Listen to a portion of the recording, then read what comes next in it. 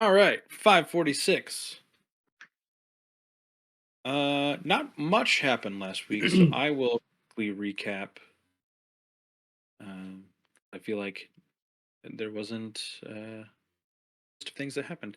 The three of you identified another item apiece, and then continued south into the wilds. As you were going, kind of perceiving your surroundings, you noticed several figures off on the horizon, out towards the direction you were heading, south. The the creatures on the horizon, the figures,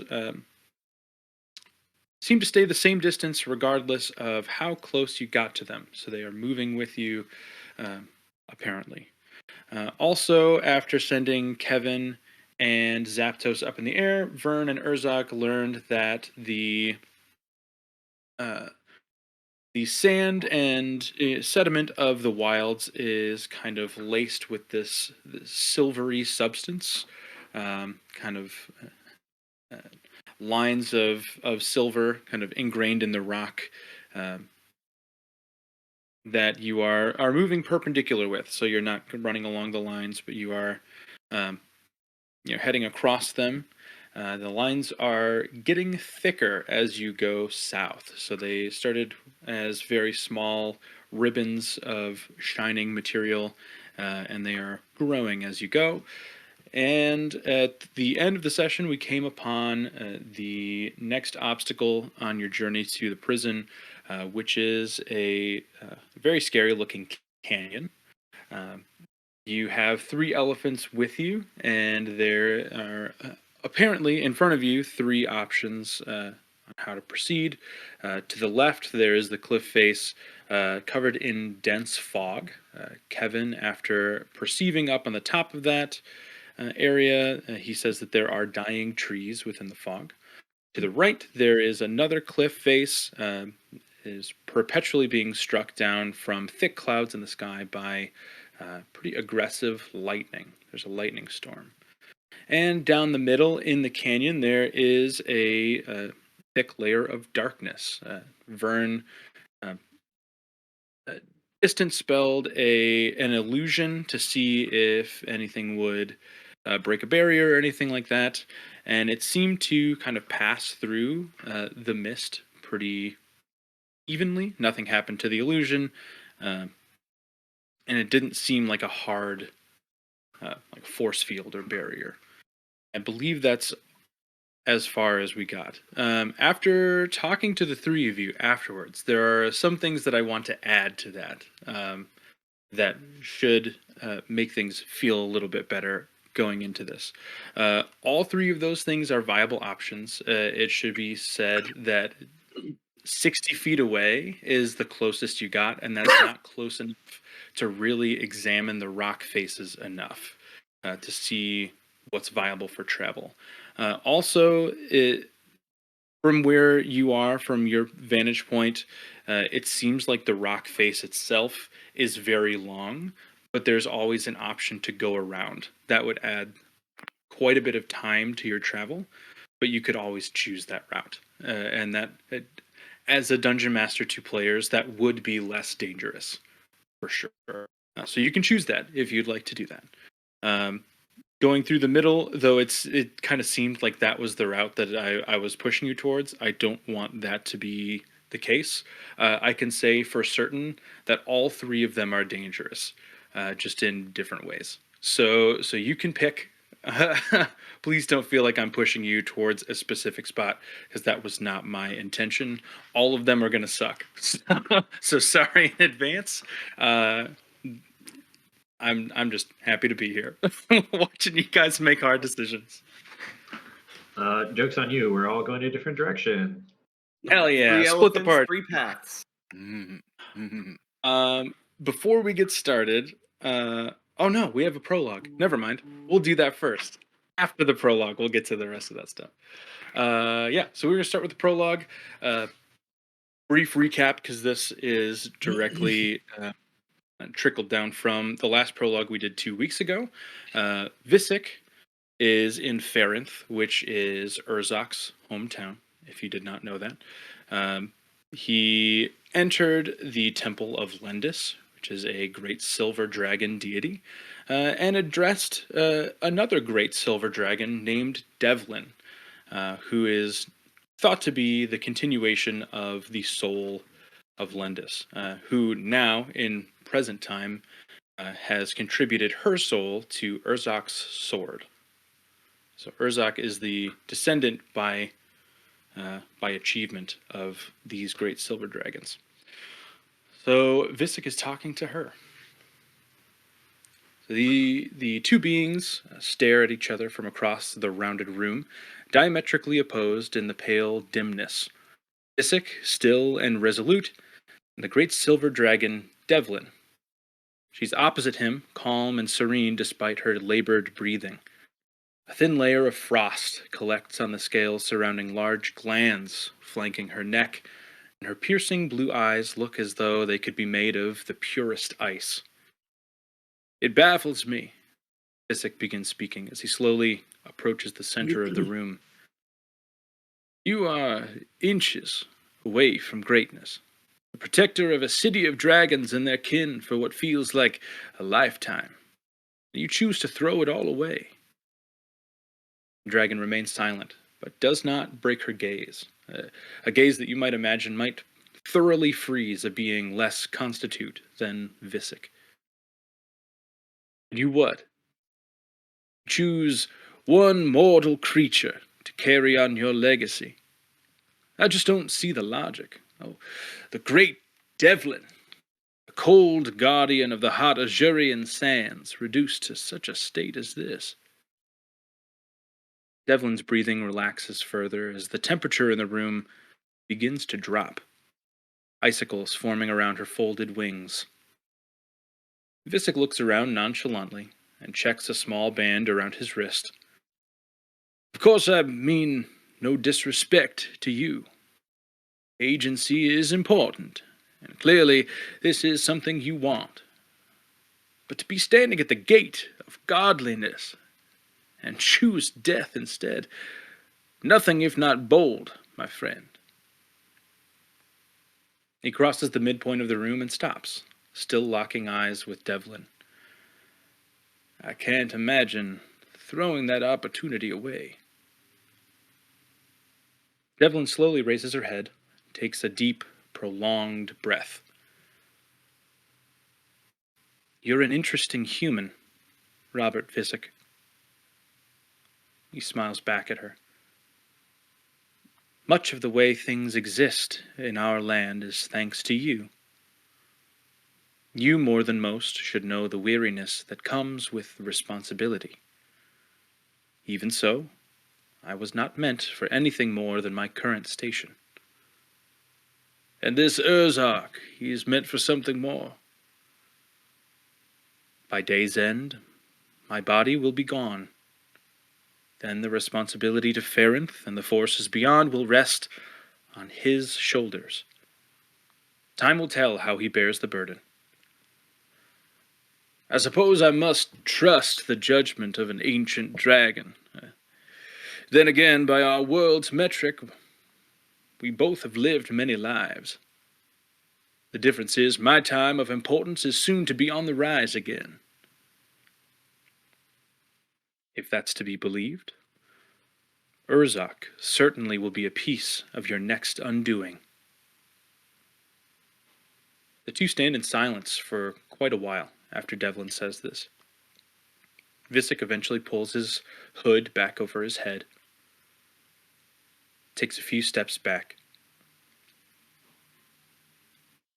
I stole a glance at him on my way in. There's not a doubt in my mind that he'll be one of those who try. I wish you peace during your exit. I'll try and be kind to your eternal blade. And with that, he turns and exits. And we are back in current time.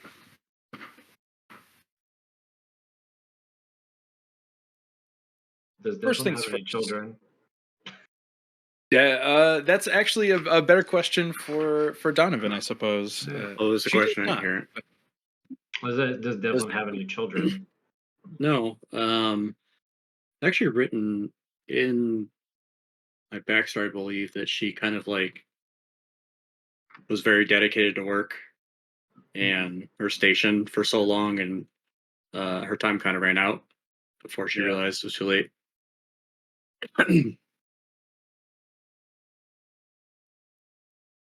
Nice. That's a question for you, Barlos. Yeah. Are there any other like known dragons across the continent during this time? I think that you would be privy to the fact that there are. Yes, it would not be common knowledge. Like Devlin existing in the way that she does in accordance with you and the other 19.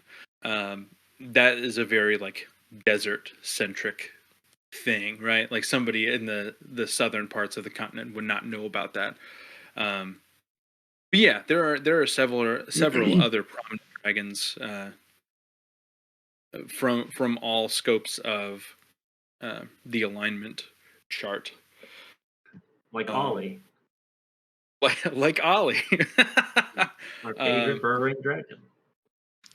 but yeah, at this point, 60 years ago, uh, a lot of places were still, rebuilding and kind of coming into their own, and a slate of dragons were pretty instrumental in that happening. All right. So we're going into the Shadow Realm. So yeah, so you're heading into the wilds. First things first, I would love for all of you to pick another item that you picked up from the ooze, and you are welcome to identify those things. Hey, Michael Barlos, I'm gonna take the breastplate. Okay. Perfect. Hmm. I'll choose the gloves of stone gray. Oh, Nice. did you take your eye out yet, Trent? No, so You named Still yourself have an yet, eye? Trent? Vern keeps rolling it around in his hand. He's contemplating the inevitable, but he hasn't had the guts to do it yet. You just have to Should confide in somebody that's chaotic and say, I don't know if I can do this to myself, and then go to sleep. And then you'll wake up and you'll be Brand ready new to go. cool eye that shoots Yeah. things. Yeah. What do I you don't know what mean it I was don't from. have access to this page? I do have access to Urzak's character sheet. I D&D don't know Beyond what it having was an from, issue but right. there was, I think it was a homebrew spell. Maybe it's a real spell. I don't know. But you basically you use the eye of a living person, and everything that they saw, you can basically play to like a larger group. Uh, Oh, that's cool. yeah, like a imperfect, like perfect memory and da da da, and this that and the other. Okay, But there's like a 10% chance that the eye doesn't come back, but you have to literally rip the eye out Nice. and use it as a material component.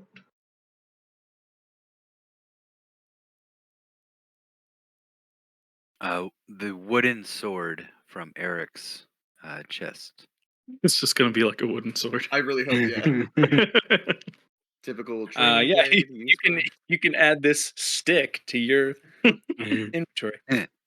Urzak, you are welcome to look at your new plate of 1,000 fables. Hell yeah. The liar's plate. That sounds cool. I'll do the crown. All right. One of you wants to go where the old black boy.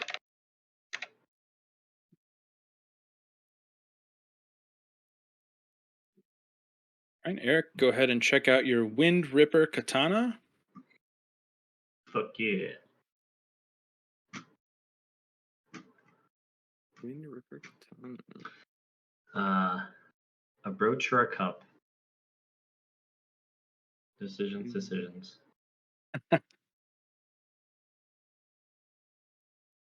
That likes flying things. She'll use the brooch, or look at the brooch. All right. Is it like a small brooch that turns into a miniature version of K6 that he can just have fly around like a fairy? uh, no, but close actually. Hell yeah.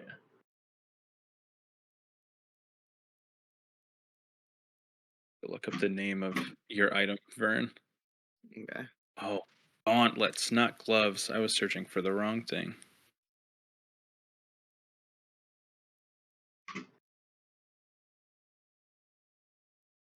All right, Vern, you can check out your new Gauntlets of the Crag. Let's have the crag.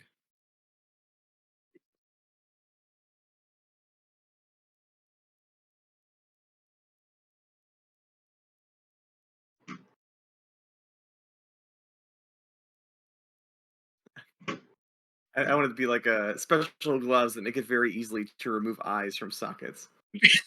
Used by many optometrists.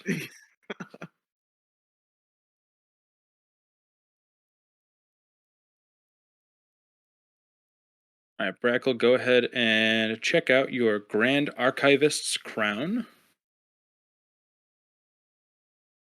And Teth, did you choose one? I don't remember. Oh, the brooch. The brooch. Sure.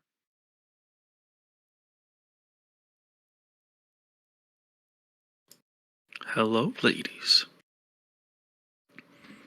All right, bros, I have a question. I'm not cutting you off from doing something else. Ooh, shit. Go ahead.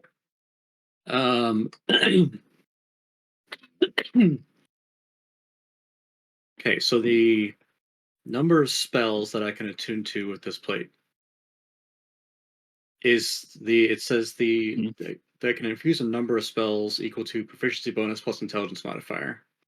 Mhm. Is that so that'll be 11 spells. Is that 11 spells straight up, or is it 11 levels of spells? It is 11 spells that you have found and fused to the scrolls. That's a lot. It is a lot. Becometh Mom's still doing care. the hero. I also will have 22 intelligence. Yep. But my armor class drops by 1. I don't want it. Fucking selling this. Get out of I here, don't have- dude. I only have a 23 hour class now. This is bullshit. Teth, you can take a look at your sprite shape token.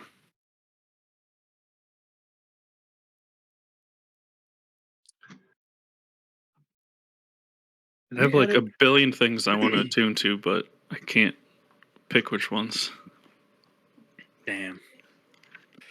I actually took one of the new items that we got from that shield. Yeah, I did Mhm. too.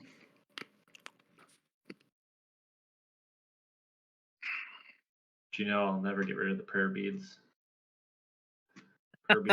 Prayer beads for life, baby. My only hope is to someday give you an item that makes you want to unattune from those prayer beads. Teth will be You naked that wearing prayer beads before he gets rid of his prayer beads. Yeah. I will Vern sell has his all rod of of my rulership. He's very attached to. That rod's really funny. I honestly I love should. I don't say should, but would unattune from the Blade of Lendis because it's just a +1 longsword. Doesn't do anything. I unattuned for my special item.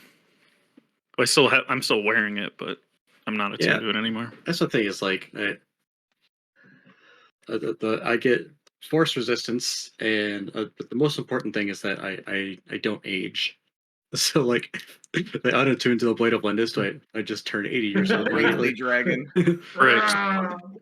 Do you just start aging where you are now, or all of the age that's backed up from when you started carrying it? I would assume I I start aging, but yeah, I view it as a postponement, not as just like a prolongment. but the thought of aging 60 years in a second is Yeah. really funny. Can you imagine how terrible that would feel on all of your body? So Looks many like- bones would break all at the same time. Oh yeah, Can you imagine? especially wearing a full plate. Yeah. I've worn a full plate for 115 years.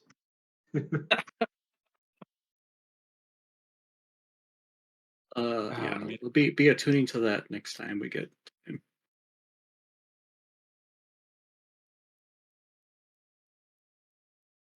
All right. Any questions about your items, about the recap, about the prologue, about where we are before we get going into the action? How many extra items can I attune to? And give me that. Give you a ring of attunement. Or give me a ring of attunement. It holds 3 attunements.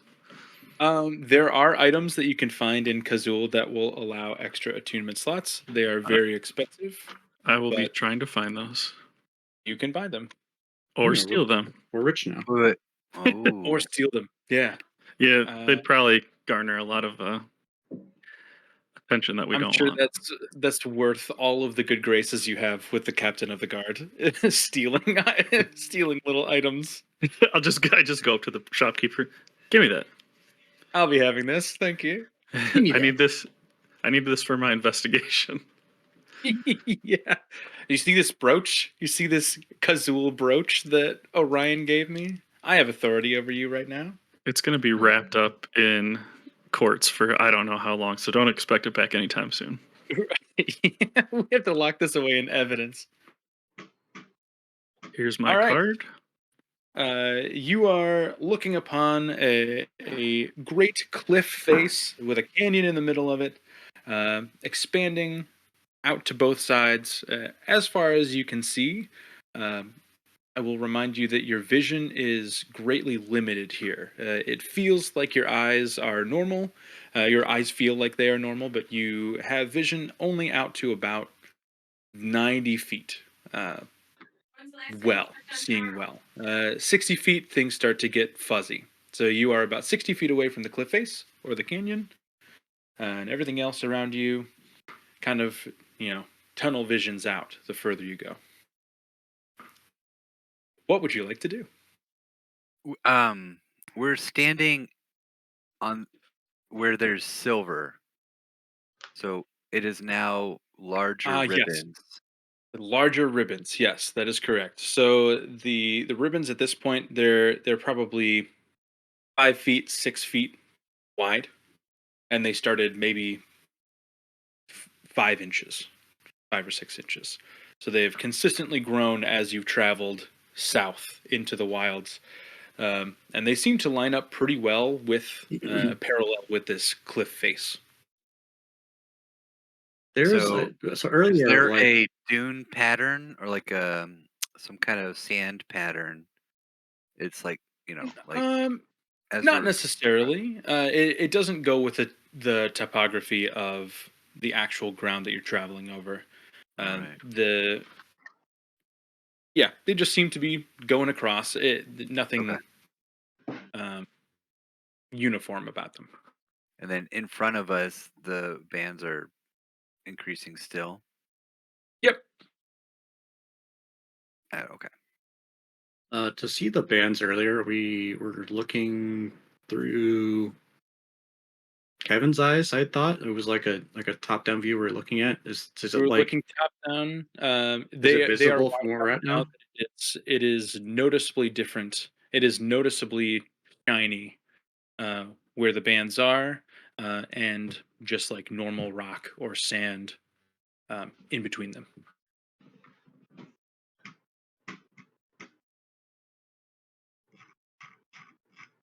So just to clarify the 3 options, there's darkness in the middle, Why there's can't you? lightning on the right, and there's a swamp on the left. Just very dense fog. You can't see anything the in the fog. fog, but And dead trees. Kevin You just see dead identified trees, yeah. dead and dying trees within Okay, the that's what I fog. was thinking. This is up on top of the cliff too, so this is like 40, 50 feet up. If we have the time or want to stop for a short rest, I can attune to something that would let me have true sight up to 20 or 30 feet. Yeah, if we're going left or middle path, that's not a terrible idea, especially to keep eyes on the prisoners. Hmm. Oh, I'll keep an eye on the prisoner. I'll just hold him while flying.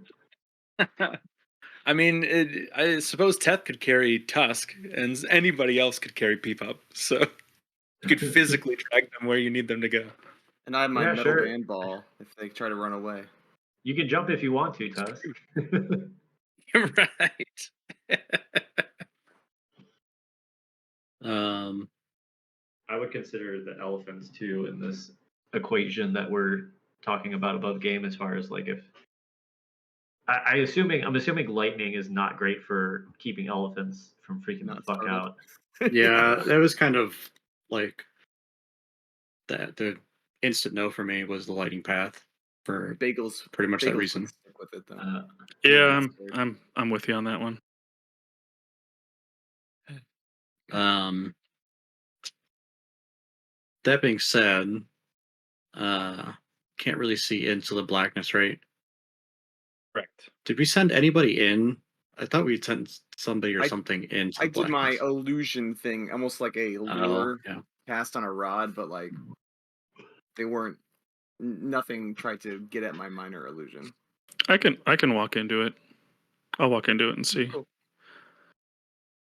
Okay. Give me both a perception check and a survival check as you're walking up, because you're still 60. So you're walking 60 feet up to the Yep. darkness, right? Okay. Yep. Survival, Can please. I send Kevin to perch on Brackle's shoulder? Yeah. Give him an extra pair of eyes. Okay. Which one do you want first, or does it matter? In the It doesn't matter. darkness, you will Okay. be guided by Palor's light. I tap Brackle with guidance. Oh, yeah. nice. Okay, so this was survival was the first one. Andrew, you have a This is 4, right? very derpy looking falcon on your shoulder.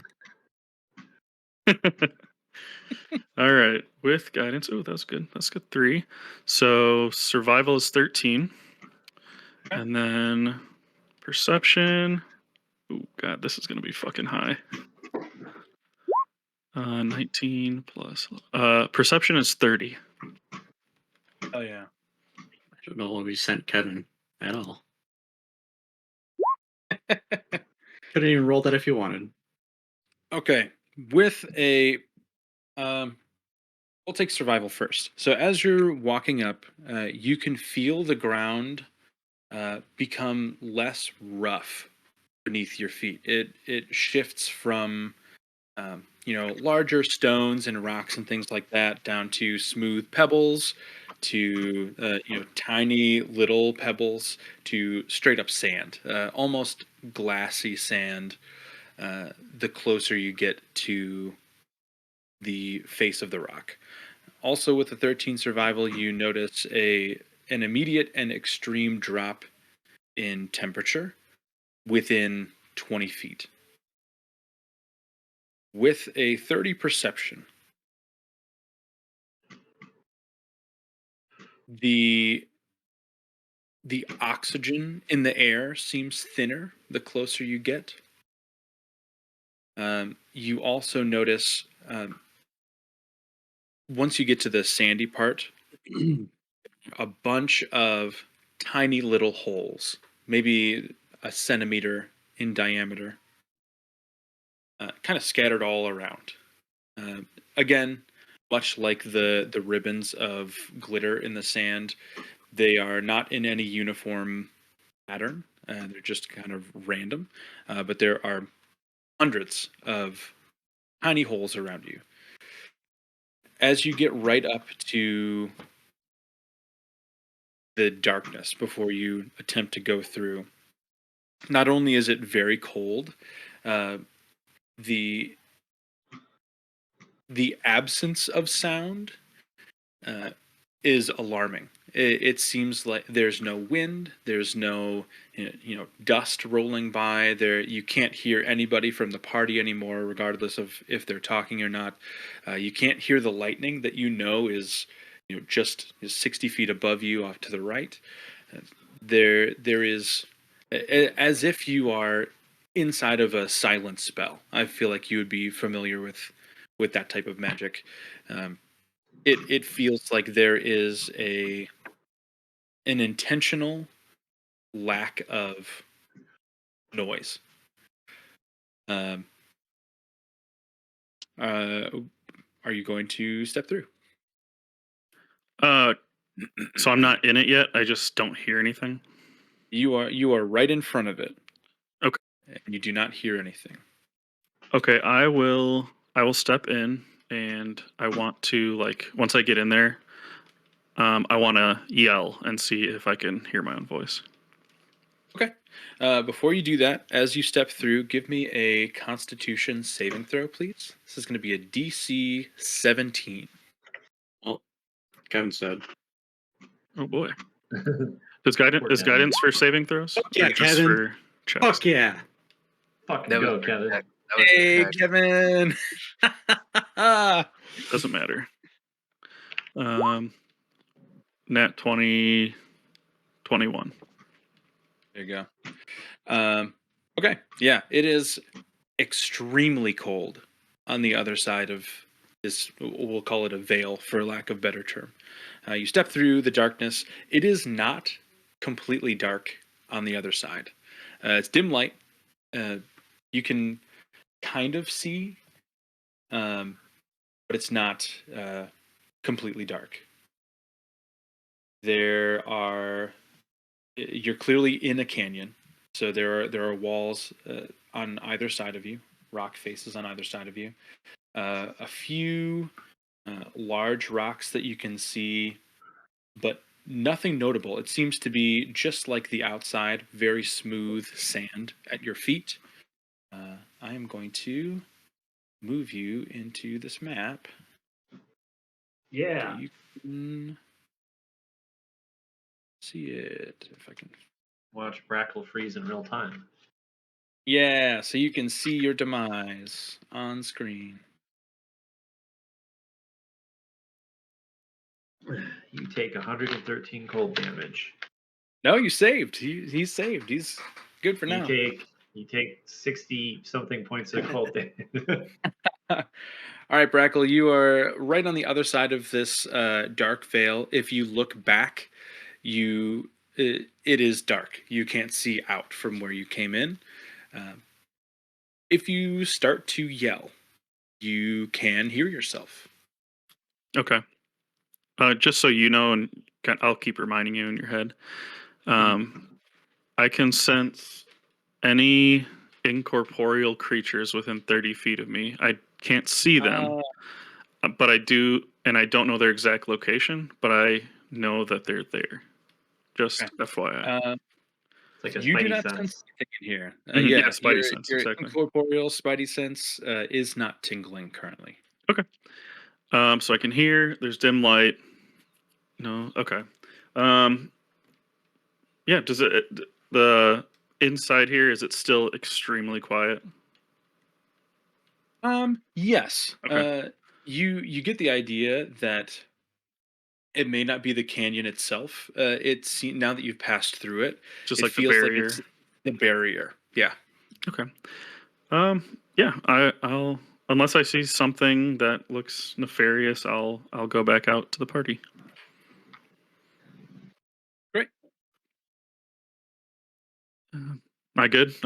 Go back through fine. You go back through fine. Yeah. Okay. Well, good news is we can see in there. There actually is a bit of light. I think there's just this barrier wall here that is keeping it extremely dark and quiet. For Something else that's important that you would have noticed. Okay. The sky looked normal. Oh. If you looked up, the sky is normal. Okay. And actually, there's no weather above it. So I don't know if that's just alluring us in or not, but My vote would be for this way as opposed to the other two. Also, there's a bunch of holes up here, little holes. I don't know what that is, but Pores. but they're there. There are enough that it's going to be a problem for the elephants. They're Enough. very small. They're small holes, so yeah. the elephant, they're like a centimeter diameter, so the elephants would not. The sand is notice. porous. Okay. Hmm. I'll jump back So up on the elephant. But the holes are only on the other side of the barrier. No, they're before it. They're before the- Yeah, they're leading up to the barrier. Notably, you did not notice any holes in the ground past the barrier. Can Just before. can So Eric that's weird. nature check that? Absolutely, yeah. Yeah. Also, I'm just Uh, curious: are the holes like? Does it look like it could be animal? Like if they're kind of scattered, or is it like really symmetrical where the holes are? Not uniform at all. They are totally random. Can I give Eric the help action since using my perception that I had? I would allow that, yeah. Thank you. They looked different, and then I saw that I saw that picture today on Pinterest, and I was like, these are birdlings now. This is how they look. Yeah, this is exactly what they look like. Birdlings. It just looks like it's saying Papa. Yeah, Yeah. exactly. Conjure me. Great. So are you that's a great role, Eric. Are you moving up as a party, or are you going to investigate by yourself, Eric? Myself. Can I go with you? Death's coming. Yeah. Great.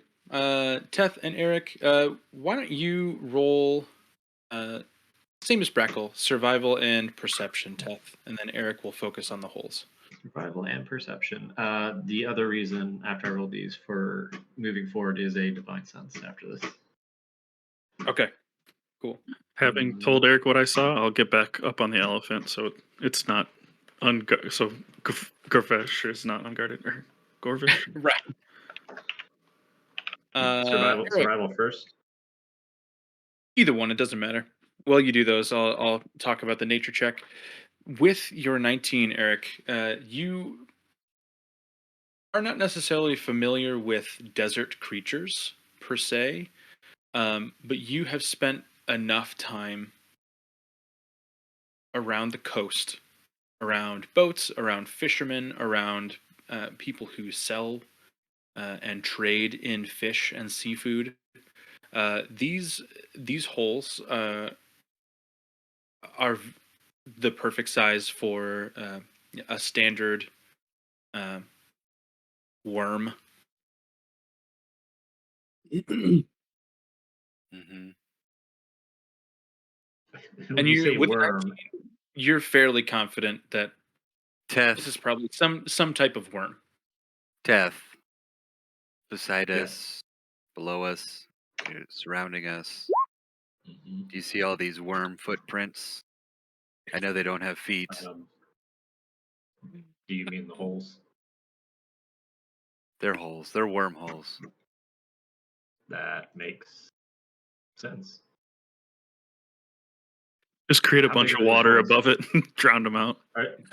They're not like 5-foot holes, right? They're not like. Just, oh no. You're they're not saying that 5 they're foot like holes. earthworm size, kind of centimeters, yeah. Okay.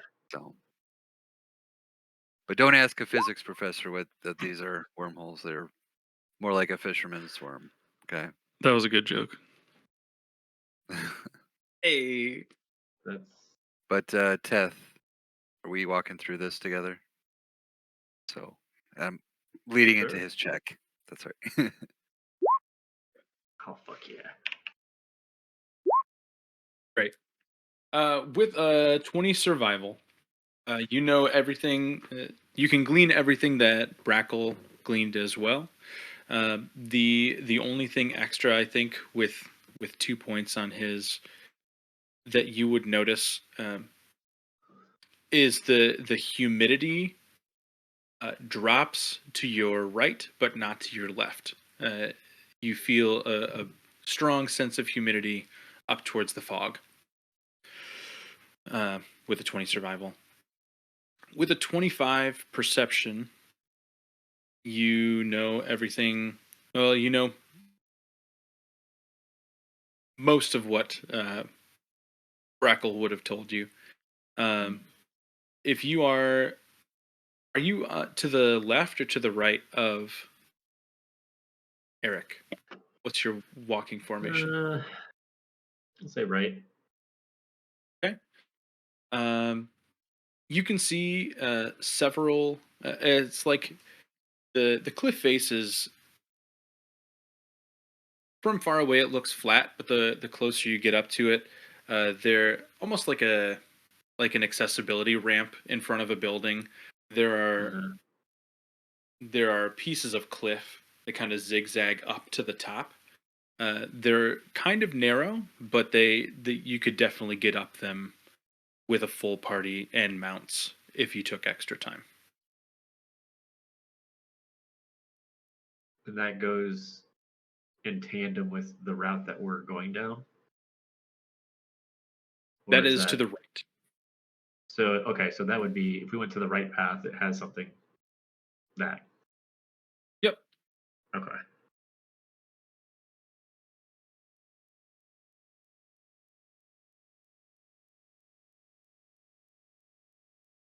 And those are your checks. You want to pop Divine Sense? Remind me what it does again. Fey, Fiend, Undead? Yep. Okay. Making sure the worms are fiends.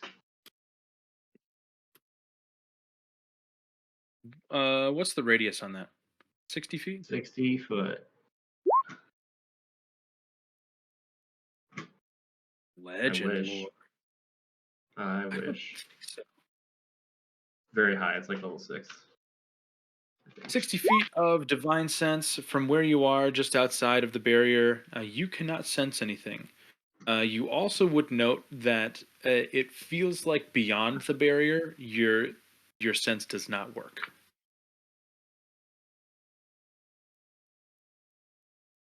Beyond the barrier, the sense doesn't work. So once we go Like in, past the darkness.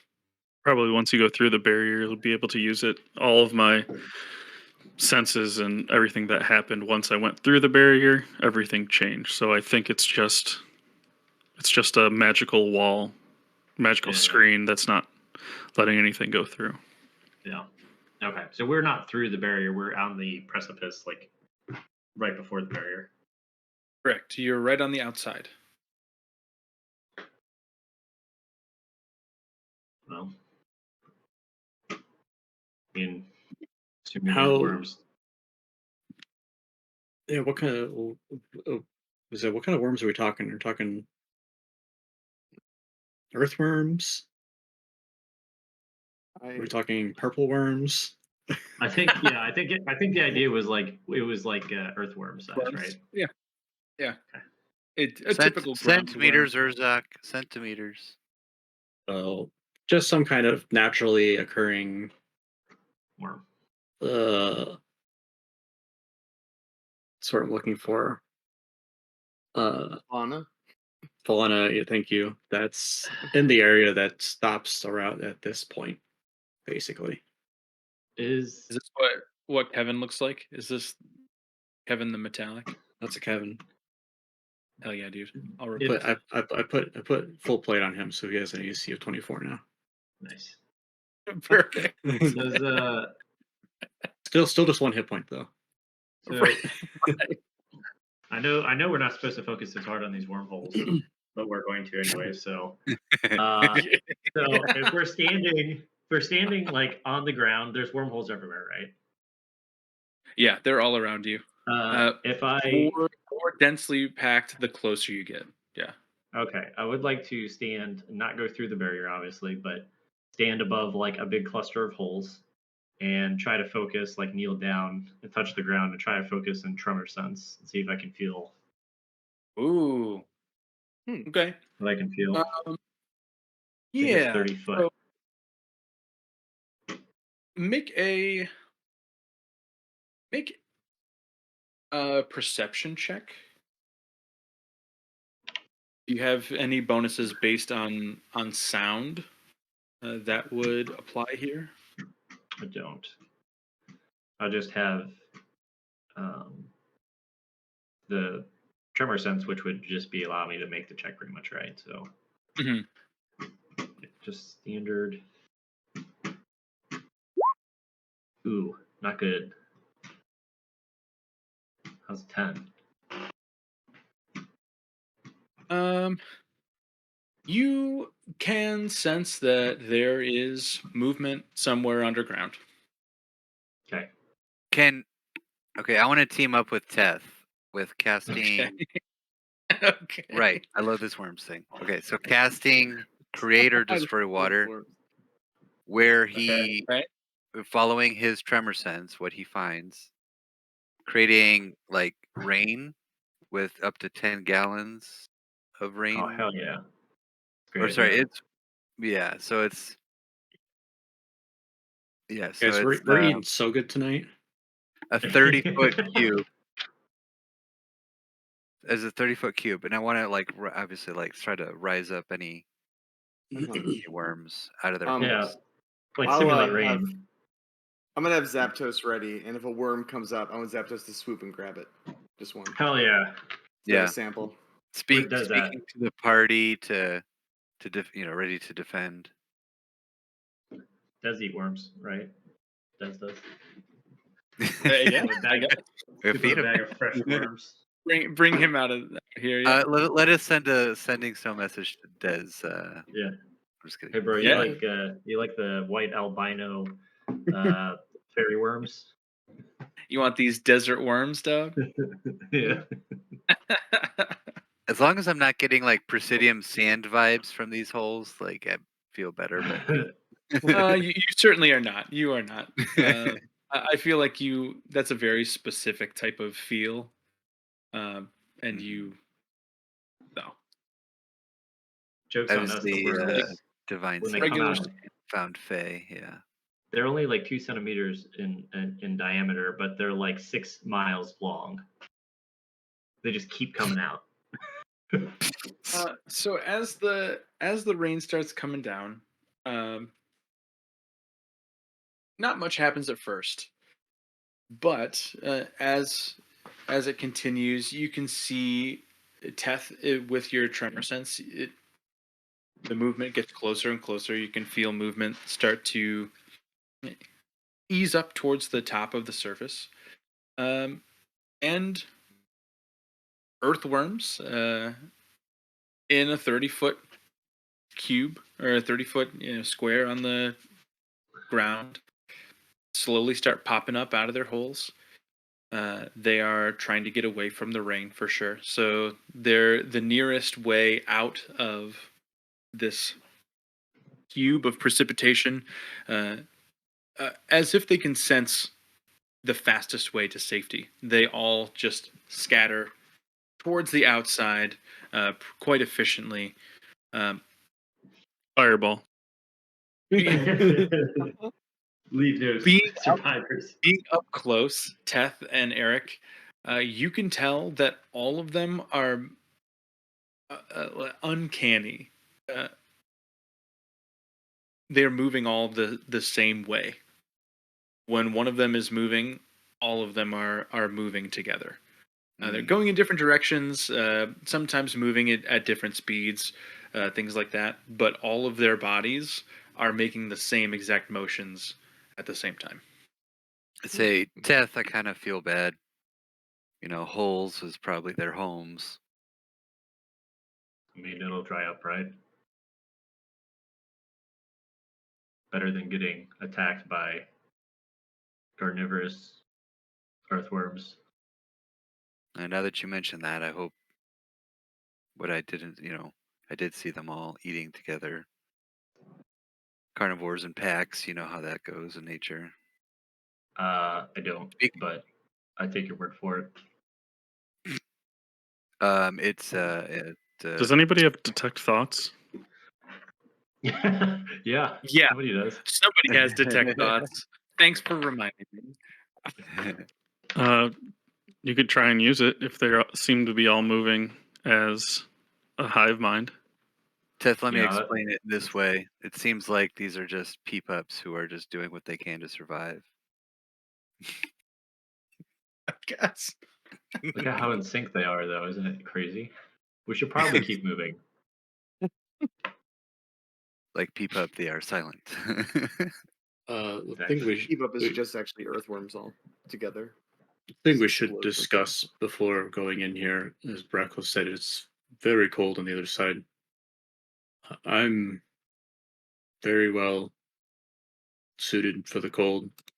I don't know if anyone else is. I don't know how the elephants are going to react. But if there's something or some way we can prepare for that ahead of time, perhaps now's the time to do that. Can I? I'm sure, like I have somewhere like pieces of metal or something. Can I like wrap metal like coils of a radiator and just like I will generate heat through electricity as we're walking, like a portable If space I heater. I like that idea. How are you going to do it? Uh, well, um, I mean, I'm working on things, so I assume I have like wire and all that. So I will just, yeah. So I will just coil it like this and lose the use of my hands while we're walking, and just hold it and be a space heater for the group. I'll stand in the middle, protected by everybody. do you Uh, do you need a power source for him? What are you doing? I have a power source, like arcane magic. But without utilizing your very very strong magic that we need to keep me alive. I'm just shocking grasp it. Isn't that like a? Oh, that's not a cantrip, is it? Oh, is it a cantrip? I think it That's is. gonna give you a power cell. Okay, I think I have a Teth power cell actually. There you go. Well, now you have another one. Okay, I'm gonna be a fantastic space heater. Yeah. Yeah, with the power cell, I would say that you could do that if you also relinquish use of Zapdos, and he just like buzzes around inside. Yeah, sounds You great. use him to generate the power around the cell. So yeah, you can. We'll say with it, make a.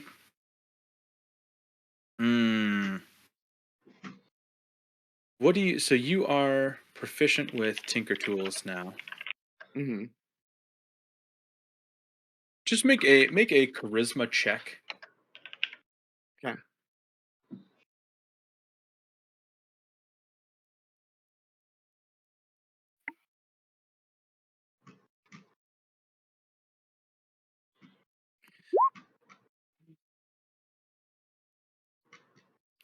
Are we surprised? Are any of us surprised? Old trustworthy. Damn, dude. Okay. With a 7, I would say that you do make it work. Anybody within 5 feet of you will receive this warming benefit. So it's not overwhelmingly hot, but if people group around you, they should be fine. Or you could help one elephant if you're sitting on top of it. So yeah, we probably figure something out for each elephant and party. Elephants are fat, right? I have torches. Light a torch. If it makes its way through the veil, that's fire. I we have could. bonfire too. Trying about to.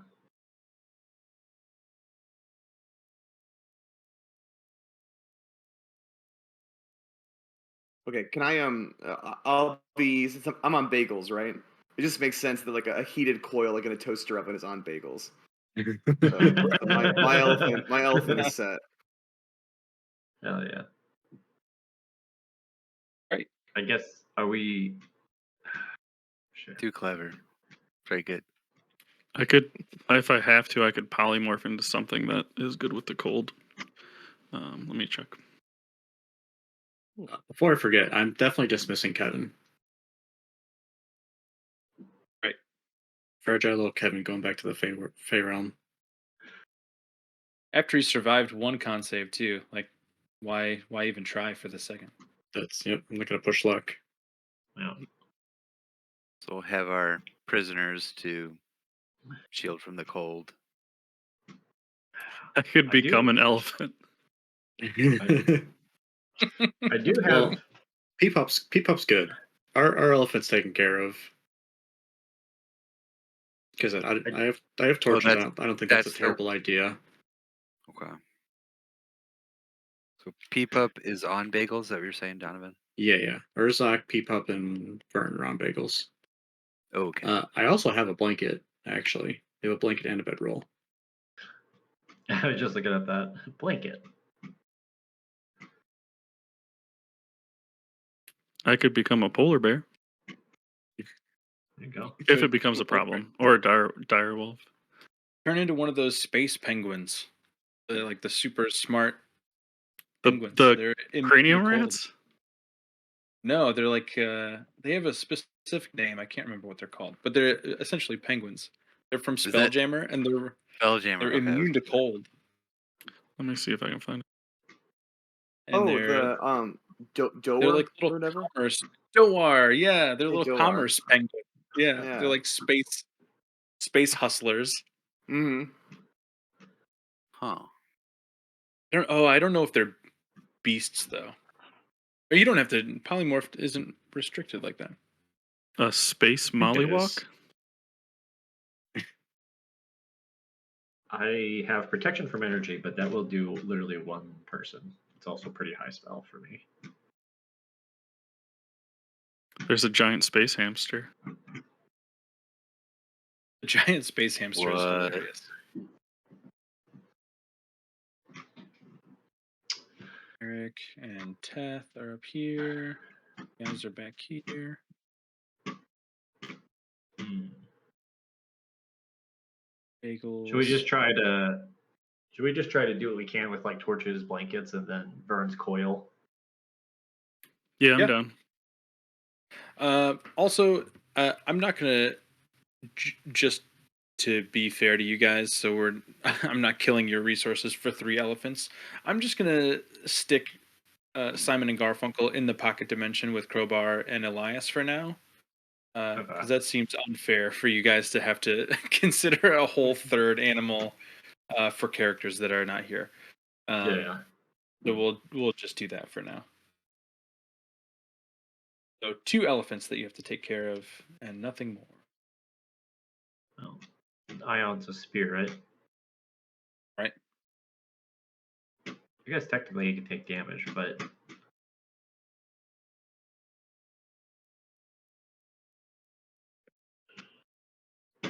If anybody on other horse needs blankets or torches, speak up. I have my own bedroll. I need it. Brackle needs it. I'll mark off a torch and hand you my. You could. Can we do one of my torches? I have 8 for some reason. Go for it. I think I'll feel like hand that you- was like the starting pack. I'll hand you guys blanket. White Goblin? And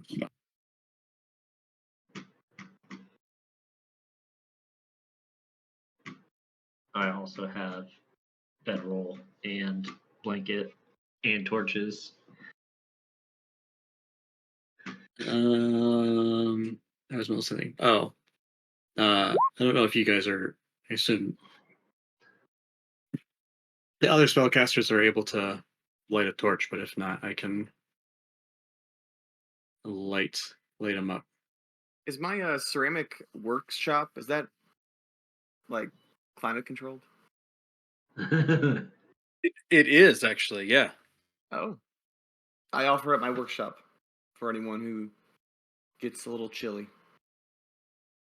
If it gets cold, we'll Good. just dive into it. Mm-hmm. All right. All right, These are all good Let's- ideas. march on. Mm-hmm. Into the darkness. Well, And to the I will dimly lit area. Seth will try to maintain a middle area between everybody in the group. Imagine Teth is a squishy baby boy in the center as much as possible, so he can try and keep his auras up for people.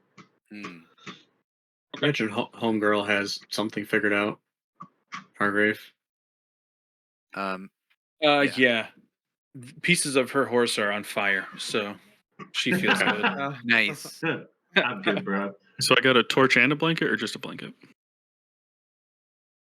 Yeah, you got a You torch. guys have both. Eric's going to cast resistance as a cantrip, but depending on how people move in, I can't probably keep up with everyone, but just at least Brackle myself. Do some resistance as we pass through the veil.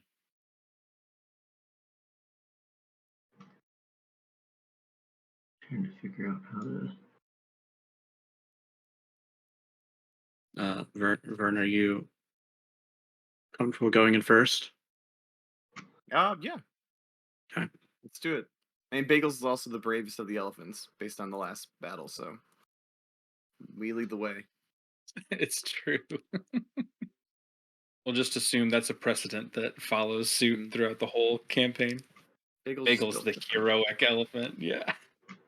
In all fairness, we got bagels from the guard. The other two we got from like a livestock place. So That's true. It tracks.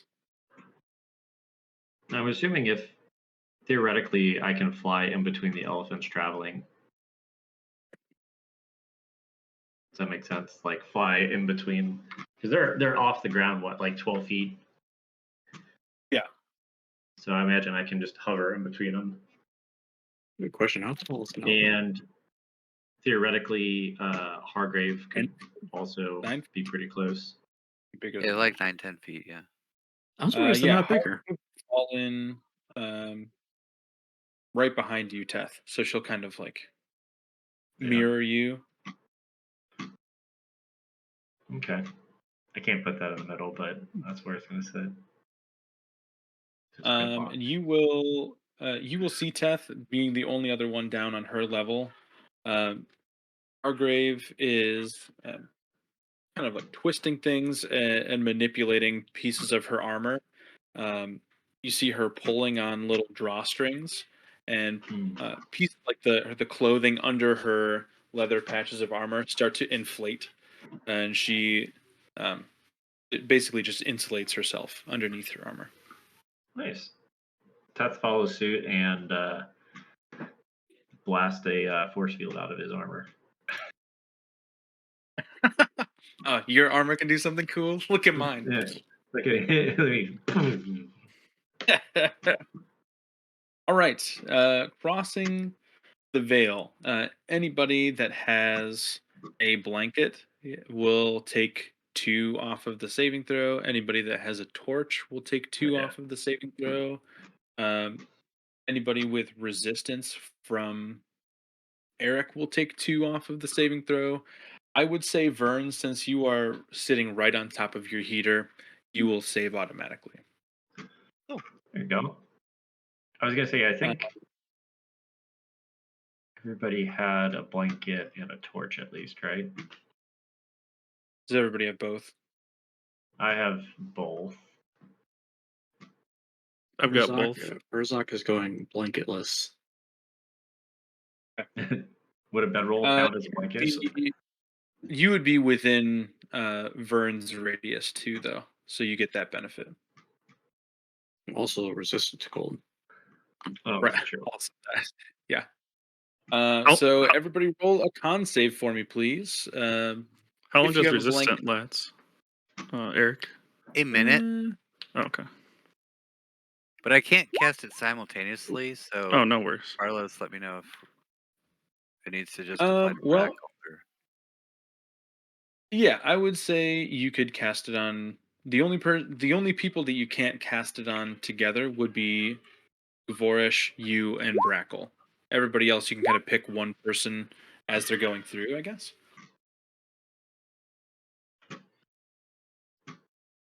Okay. I give it to Vern up first.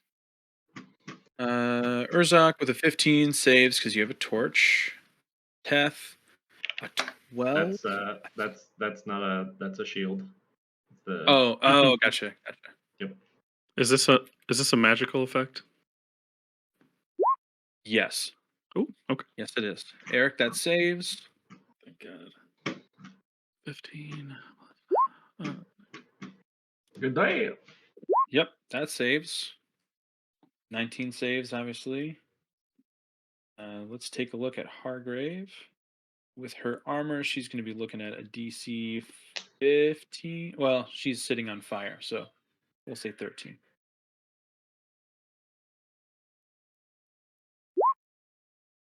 Oh, Does she uh-oh. get a +5 for my aura? She does. So she just makes it. Yeah. Apollo is going to save automatically. He is immune to cold damage. The And fire for the elephants, I have to pull up that stat block. I should have just left it up. They gotta have good con, right?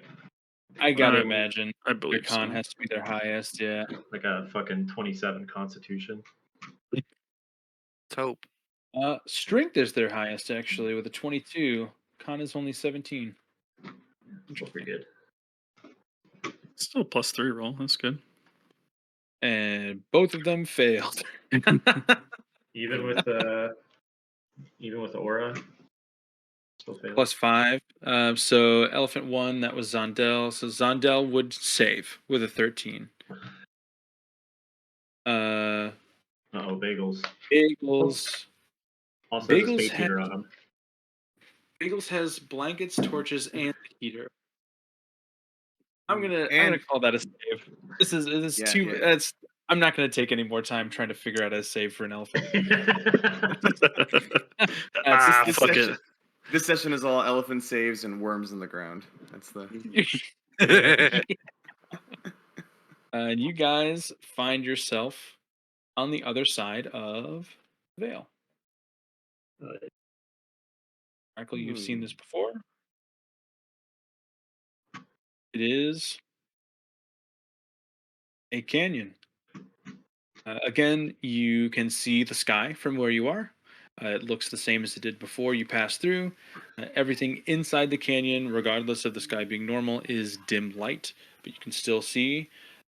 You notice that your vision is notably better than it was before. It does not seem obstructed like it did at range outside of this place. It seems like there was more interference outside of this weather system than there is inside.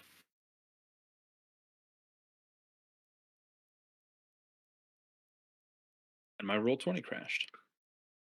As long as it's not Discord again, I'm fine with pretty much anything but that. All right, Vern, you were the first one in. What do you want to do?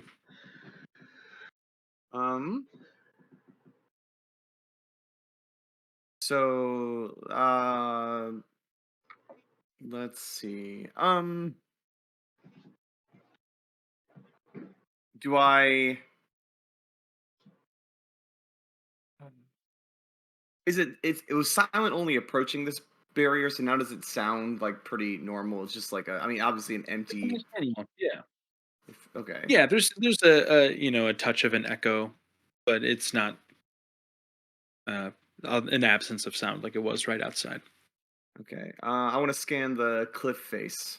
Do I see anything on these ledges that stands out besides just like rock and dirt? Make a survival check. I would also allow nature.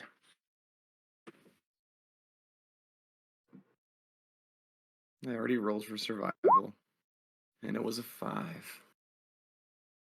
With a 5, everything looks creepy in here. You feel does. quite a bit of unease.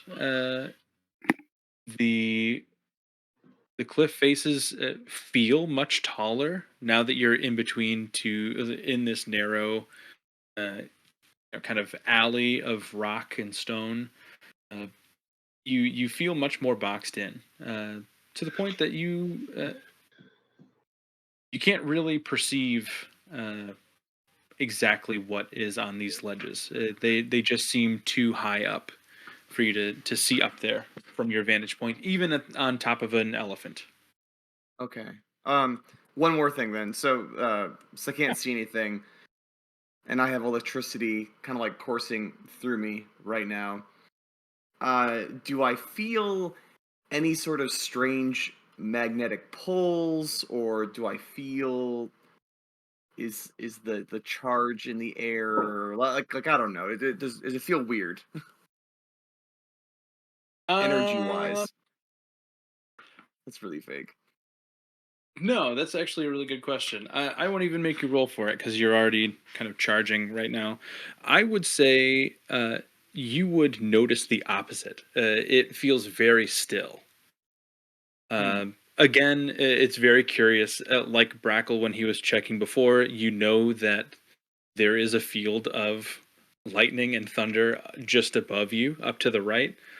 So to feel an absence, like almost negative amounts of energy, is very strange. You can feel that the only type of energy in this area is coming from predominantly at this point you and Teth. Hmm. All right. I'll yeah, turn back and be like, Teth, you feel kind of uncomfortable in here too? Like we're sort of out of place? I fear nothing. Oh, yeah, I guess you have your aura too, right? So, yeah, you're right. I'm not afraid either. Burns, his radiator's still going just fine. There doesn't seem to be any arcane interruption in the weave. You know, same with Vern. All of the interference, the height of it seemed to be right outside the barrier. This is a very eye of the hurricane scenario where it is super calm, uh, very little movement, the epitome of stagnation, I would say. The torches that we're mostly holding, are they still alight or have they gone out because of lack of oxygen? They're still lit right now. They are uh, struggling to remain lit. Ah, yikes. I know that as a person. I don't know if Tef knows that. That Make means a a thing. make a nature check. Well, You could let's also see. roll intelligence if you wanted. It's all balls. Tef is not smart. Jesus. All right. 19. With a 19, you would definitely sense this is weird for you because you don't breathe. Yeah. So it's almost with a 19, you spend a lot of your time, especially back when you were active, uh, analyzing living creatures that did breathe. Yep. Filtering out different. Um, the same reason how you could tell that the humidity was changing. Uh, you have a skill for kind of figuring out what an environment could do for an organic creature, and it does seem quite arid in here. It does not. The sustainability feels like it could be significantly lower than it was outside of the veil. All right, guys. We should probably keep moving. I think the air quality is pretty diminished in here. Reminds me of we had these, we call them organic grenades, but what that used to do is that it would uh, destroy all the oxygen in the air. We would throw them inside of a bunker, and it would basically take all the usable breath out of people, almost kind of like a quick stun type thing. That's what this reminds me of. So Let's make haste. Let's move. Run, As elephants, you run! Their total speed is 40 feet, so you can definitely start booking it. As you go forward, you can feel. Beth, you would feel this first because of your tremor sense, but it is not lost on anybody. There is a significant explosion sound within the rock face to your right. Hmm. It's kind of dulled because it definitely is behind several sheets of rock, but you feel the impact and the repercussion from that where you are. And as you move forward, you would notice that there is an opening in the rock face right there. There appears to be on the map here, but disregard that. That is, I liked this map a lot for what I needed it to be, but that's not going to be an opening. Up to the left, just to the right. Okay. Mm. So should we ignore that and keep going? Bad track record with caves and deserts. Also, Yeah. also exploding ones. Yeah, divine sense on the exploding cave. You are where? How close are you getting, Ted? Because you're out I'd of reach right now. say 30 feet outside. Whatever, 5, 10, 15, 20, 25, 30. Say around 30. Yeah, something like that. Because it'll go 30 in. Okay. You would. You do detect a Fey. Yeah, One. definitely call it out.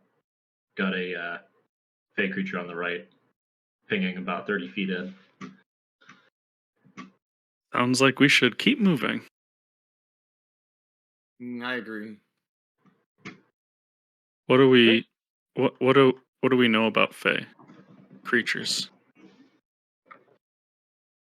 You Brackle you can make a history check if you want to scan your past training for knowledge, or you could infer based on the current environment with a nature check. I will do history.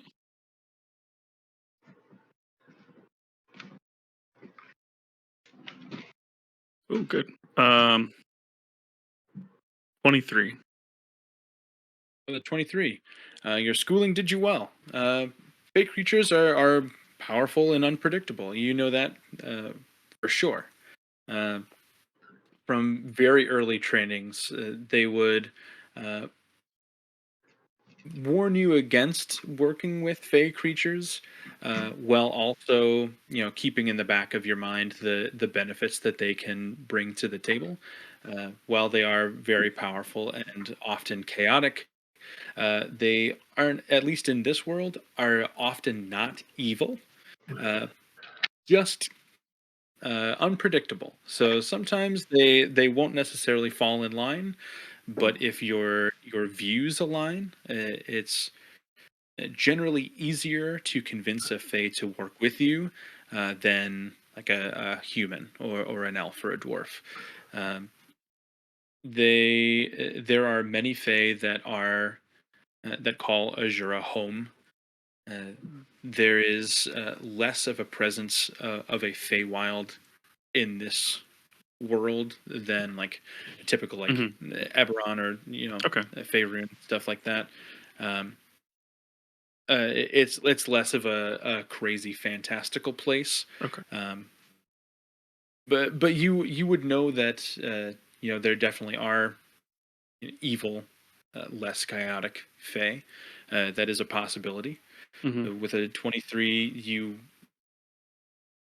if the odds were working in your favor, this is probably not a huge threat.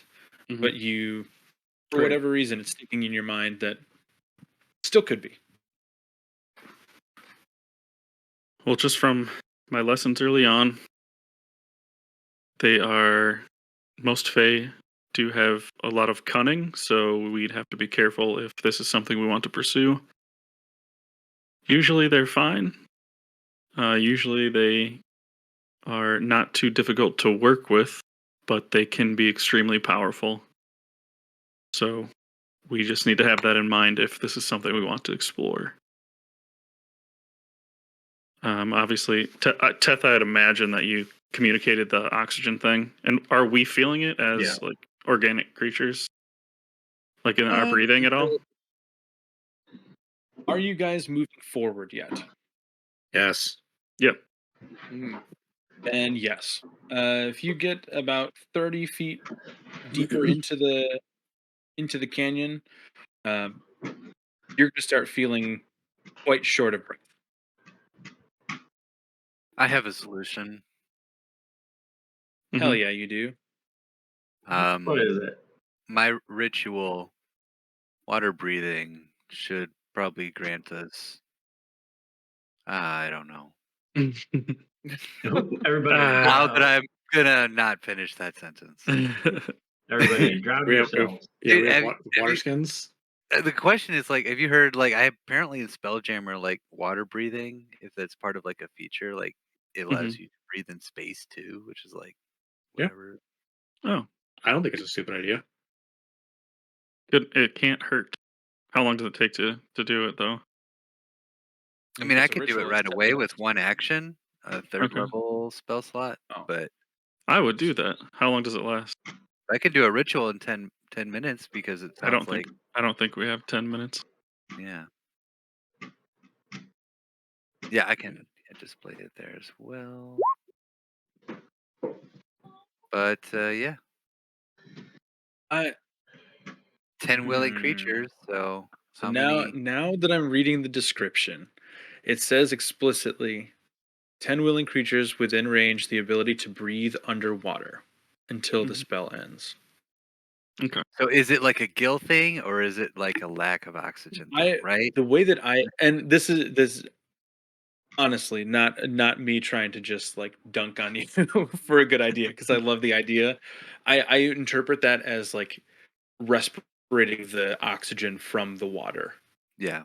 You know what I mean? So it's not like breathing within a lack of oxygen. It's more like you're able to breathe in the water because it contains oxygen. I'm gonna do something So real I will- quick. So I'm- cast that, I and we will can just state the Is chug some there- water. Is there less oxygen in the complete deep sea? Or is there Maybe more? Because like with pressure and there's density, probably less oxygen. isn't there less assume because so. like so like I'm gonna So, do something. I'm gonna that's shoot out. underwater. That's less oxygen. That's like almost virtually no oxygen. That's I'm- true. We'll get into our biophysics. If We that can Right talk up all about the it on the short equations rest. deep sea water breathing. Yeah. that's my I'm Right. shooting That's a off nice bardic idea. inspiration to Trent, Urzak, Eric. Trent, Urzak, Eric. I have two more.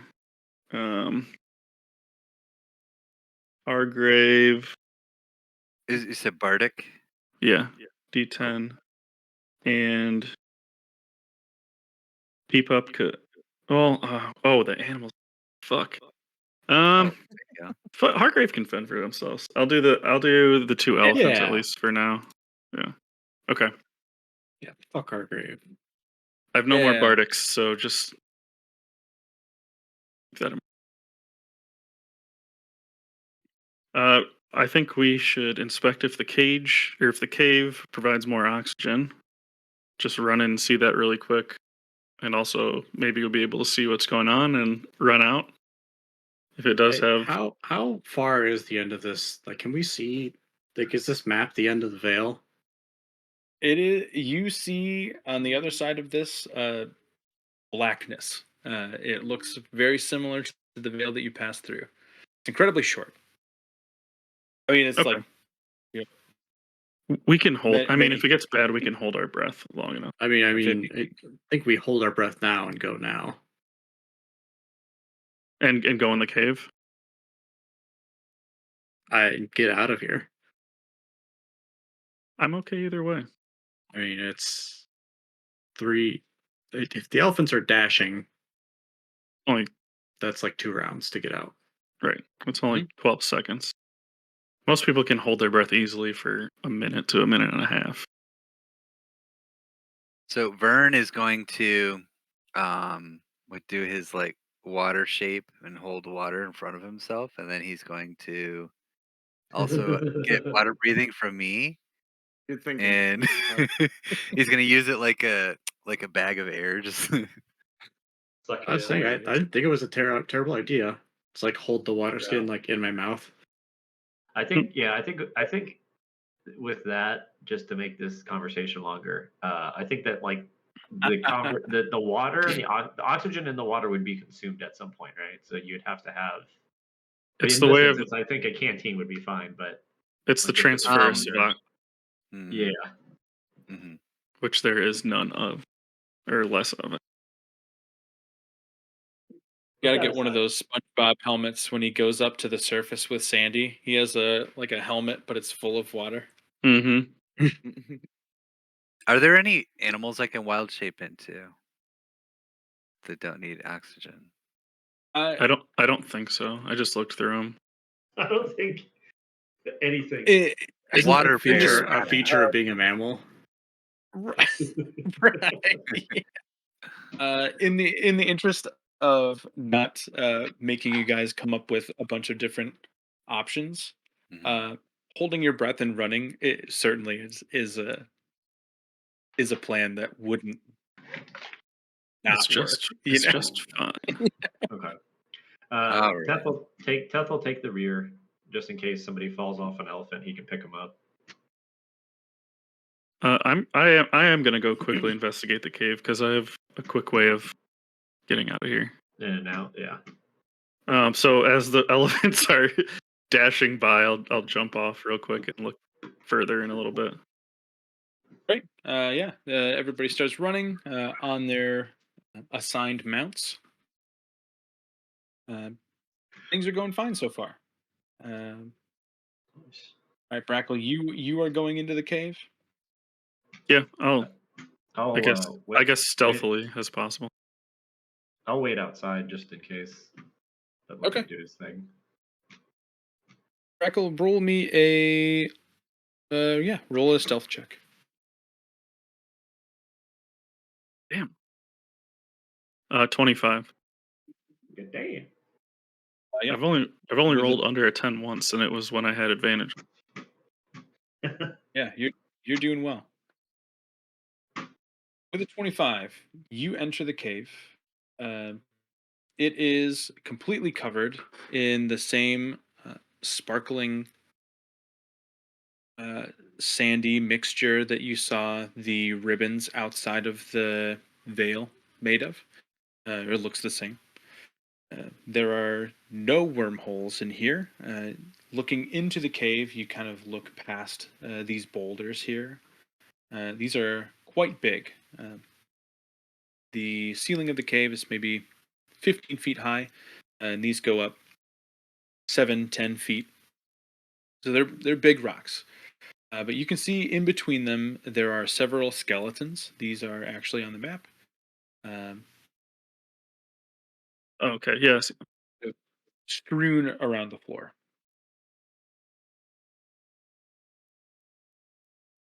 But I don't see any creatures, living creatures. Not That is not in your line of sight. No. okay. You know there's a Um, Fae in here. Because Teth 15. confirmed it. I'll do movement up to 30. Okay. Yeah.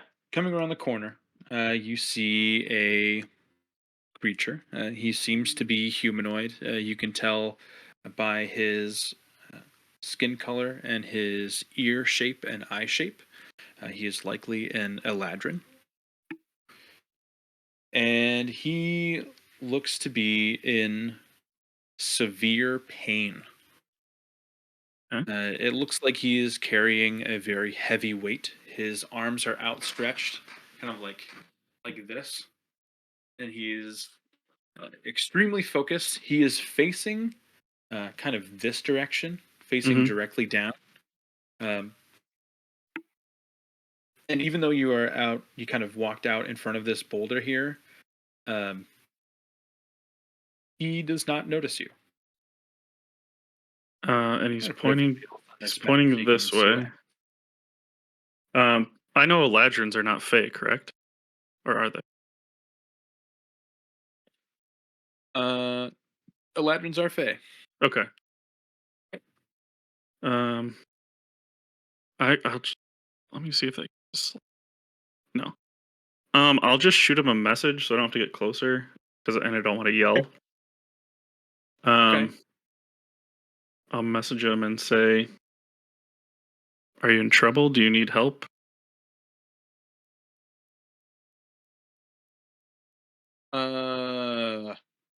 Interesting. He will message you back. Once it hits, once he Mhm. receives it mentally, you will see him frantically look around. He did not. The last thing he expected was to receive a message from you. Yeah, my stealth roll is high, From Donovan. That's why I can't see anything. from an he's looking around frantically, clearly not focused externally, but he is going to almost yell back to you. You hear it externally, but he kind of lets the quiet part out loud and just kind of yells out into the cave too. Uh, no, stop! Stop! Get away, or they'll come back in.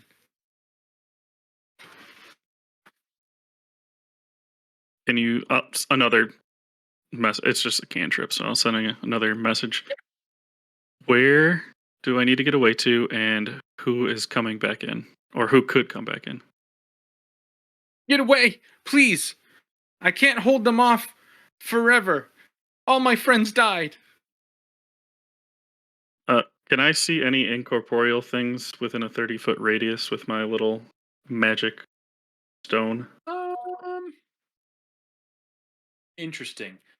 Not necessarily. I would say with that item, you would be able to kind of glean the essence of recent death on some of the skeletons. Okay. Like they have passed and their souls kind of crossed over.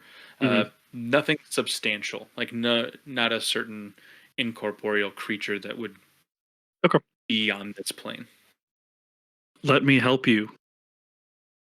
You need to tell me how I can help you. I can't move. I gotta hold them off. I don't want the worms to come back. How big are the worms? Little worms. Thousands, millions of them. Worms everywhere. Mhm. Can you outrun them? No! They come up out of the ground. I'm just holding them off magically. That's why everything is all messed up around here. When he says that, Brackle, Mhm. with your previous checks and like passing through all of this stuff, Mhm. you could kind of get, based on how he is standing and the effort he's exerting, a Mhm. lot of this weather, like these crazy changes, could be because of him. Oh, like the explosions and shit. Yeah, like Oh, like the dark, like the magical anything that's darkness and shit. happening around. Yeah, yeah. Okay. Um, I'll message him again. Okay. I'm going to sprint at you. As soon as I touch you, give me consent to teleport out. I don't know how to say it. Like how a willing creature. Yeah, become a willing creature. You know. As soon as I I'll just touch touch you, you. as soon as I touch you, we will get far away from this place on this same plane. But I have to know that you're going to trust me. Otherwise, Um, I'm as soon as I touch you and you don't let me take you with you, I will be gone. he again is going to frantically look around. It seems a little bit more comprehensive now at the thought of getting out of here. You don't know how Mhm. long he's been here. He will find you. He sees you now. He will lock eyes with you. He looks scared. It is undeniable. He is not faking. I won't even make you check for it. He looks terrified. Mhm. and he will. You'll see his eyes kind of darting back and forth, thinking, and he will message you back. Just okay. I'll send one more message. Okay. If I run towards you, is that what's going to make the worms get more defensive?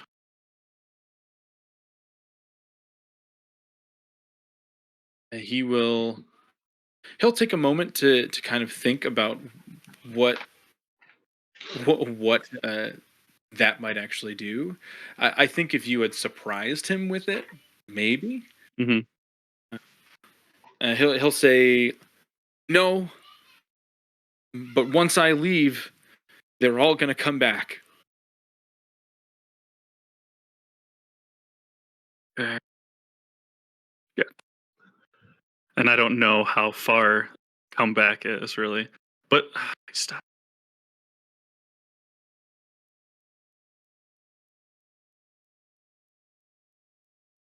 Fuck it. Let's have some fun. Uh, all right. I'm gonna run towards him, and as soon as I get to him, touch him, cast Dimension Door to the end of where I saw the gateway, or like the end where I saw the us getting out kind of area Okay. on the other side, But just at the before you barrier. do that, Yeah. to clarify, the rest of the party minus Teth, because you're waiting outside, Hmm. you are booking it to the other end of the canyon, correct?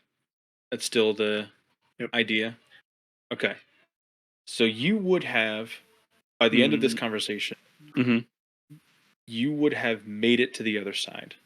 Okay. Let me. Um, Okay. Yeah. How long? I guess. Yeah. How long has it transpired? Because I'll have to message Teth too before I do this. I mean, it only would take. I mean, just above 12 seconds. There are no physical barriers right now inside of the canyon, so you're Okay. looking at like 13 seconds to get everybody to the other end of the canyon. Uh, you know, funneling through the rocks and such, um, out the other veil on the other side. So Okay. at this point, I feel like you would be at this point in the conversation as everybody else is out of the canyon. Okay. Perfect. I will message Teth real quick and say, Teth, run. I'll be fine. Get out. Roger. Sorry, And to then ignore. I will also wait 12 more seconds. Okay. Or, as fast as I think 12 seconds. How long I think it would take Teth to robot run out there. Yeah. I'm flying, baby. I mean, you could also I'm- give him a time limit too. Just like Okay. be out in 20 seconds or something like that. Okay. 10.5 second. All right. And then at Teth and then at dash. 18 and a half seconds, I'll sprint it at this guy and do what I said. Right. You make contact with him, and mentally you feel him kind of cling on to your body, uh, so hard, uh, like like somebody that was.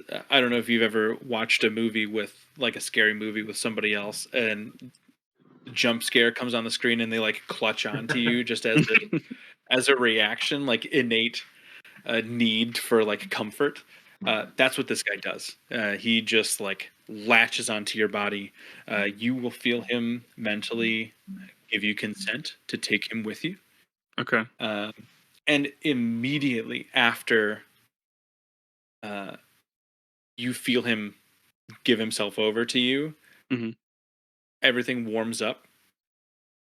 You can feel the sense of dread in this place go away. You can breathe much more easily.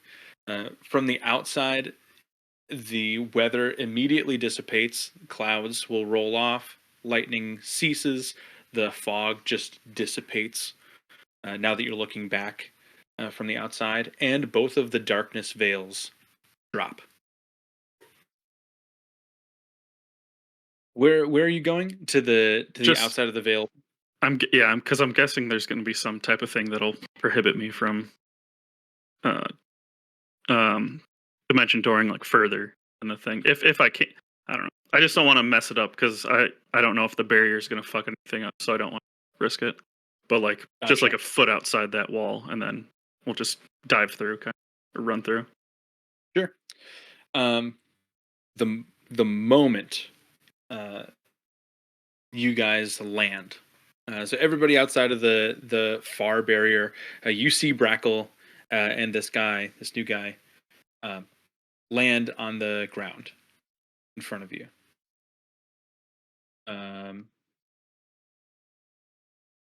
Jesus. From the other side of the canyon, a surge of rumbling. Teth, your tremor sense goes crazy. And within moments, if you're looking back into the canyon, a wave of worms starts gushing through.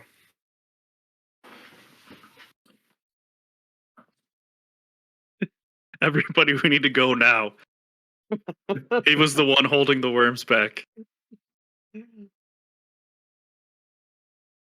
So the canyon that we were in previously is the worm specifically gushing in that like one concentrated spot. Yeah, think of like any like tsunami movie or weather based movie. When a flood comes through, like if you ever saw The Day After Tomorrow, when the flood was going through like New York City and like crashing into buildings and stuff, it looks like a giant wave of worms just like. Okay, so it's like Wow. it's an earthworm tsunami. Yeah, a tidal wave of worms for sure. So we're not outrunning this. This is not a run situation. Well, is it coming towards us? I guess I'm trying to get a visual idea of what's happening. If that makes I sense. will move you back to. So this is going to be the same map as before,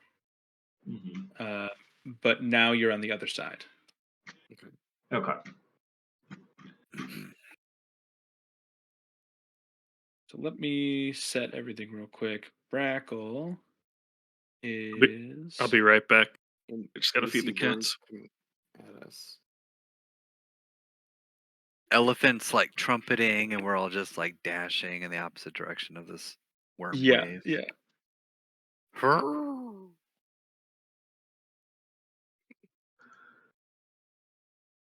Brackle and his new Eladrin friend.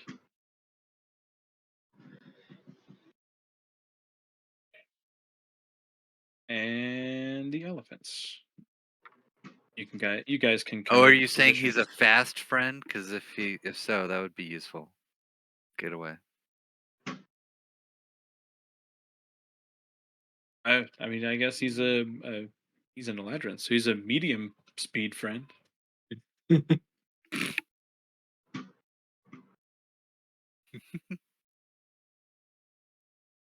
Yeah, and then coming from this direction up here, wave forms. Is between Brackle and Coil. How do you say his name? Can't Coil. read that. Yep. Coil. Hey, it's Coils. He's There you go.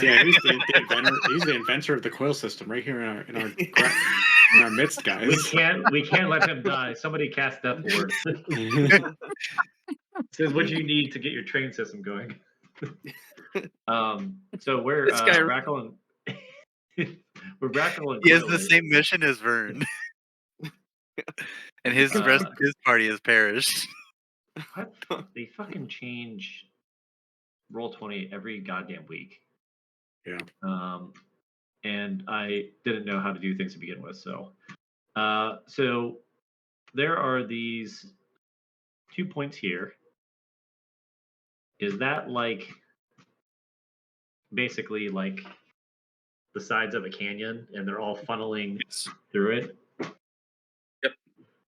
How high are these worms that are coming towards us? Like a 20-foot wave? Maybe like not that much. Maybe like 10 feet, but they're kind of like flopping all over the place. So there are extraneous worms here and there, but base wave level maybe 7 to 10 feet, depending on how narrow or wide the. And I'm they actually are going to move these out. I think. Give Just more. fucking We're gonna like Not wave through the elephants, and like, we're gonna be like standing on the bones of an elephant pretty quickly. Can I So they're waving maybe this this way, might be too big. How far back do we see? Do the worms like? Does it have an end, or is this flood just going to keep coming at us of worms? Because I'm Yeah. thinking I could reverse gravity and just shoot us all up into the air while the worms like come past us. But if the worms never Dude. stop, No, we're just reverse. floating above an ocean of worms. No, dude, you need to reverse gravity of the worms. You have this wrong. It doesn't only happen in. Oh, it's just an area, right? So everything when it goes into Yeah. that area that shoots up. Yeah, that's exactly Yeah, how it works. So you I- set it in the front of the I worms, have- and we're gonna have worm yeah. raining on us, and then we're all gonna get pelted to death by worms. But it'll be funny. That's what you Worms, do, worms yeah. everywhere. Worm Fucking rain. worm geyser. 7th level spell then, so we have to really feel good about it. Um, Oh, I yeah, I'm gonna move this also, back. I mean, I have a couple options too. I have an option as well. Now is the time for options. Go ahead, throw them on out there. So, just in succession at the party, we're shouting like, "This is my idea." Teth, is you say your idea. Vern, you say yours. Eric says, "I have two quick ideas. One is large stone pillars, 6 of them, pop up. So 30 feet across. Are they 10 feet tall? The other one Vern yells and is asks. the ultimate option of just a fucking whirlwind. Okay, Teth, go.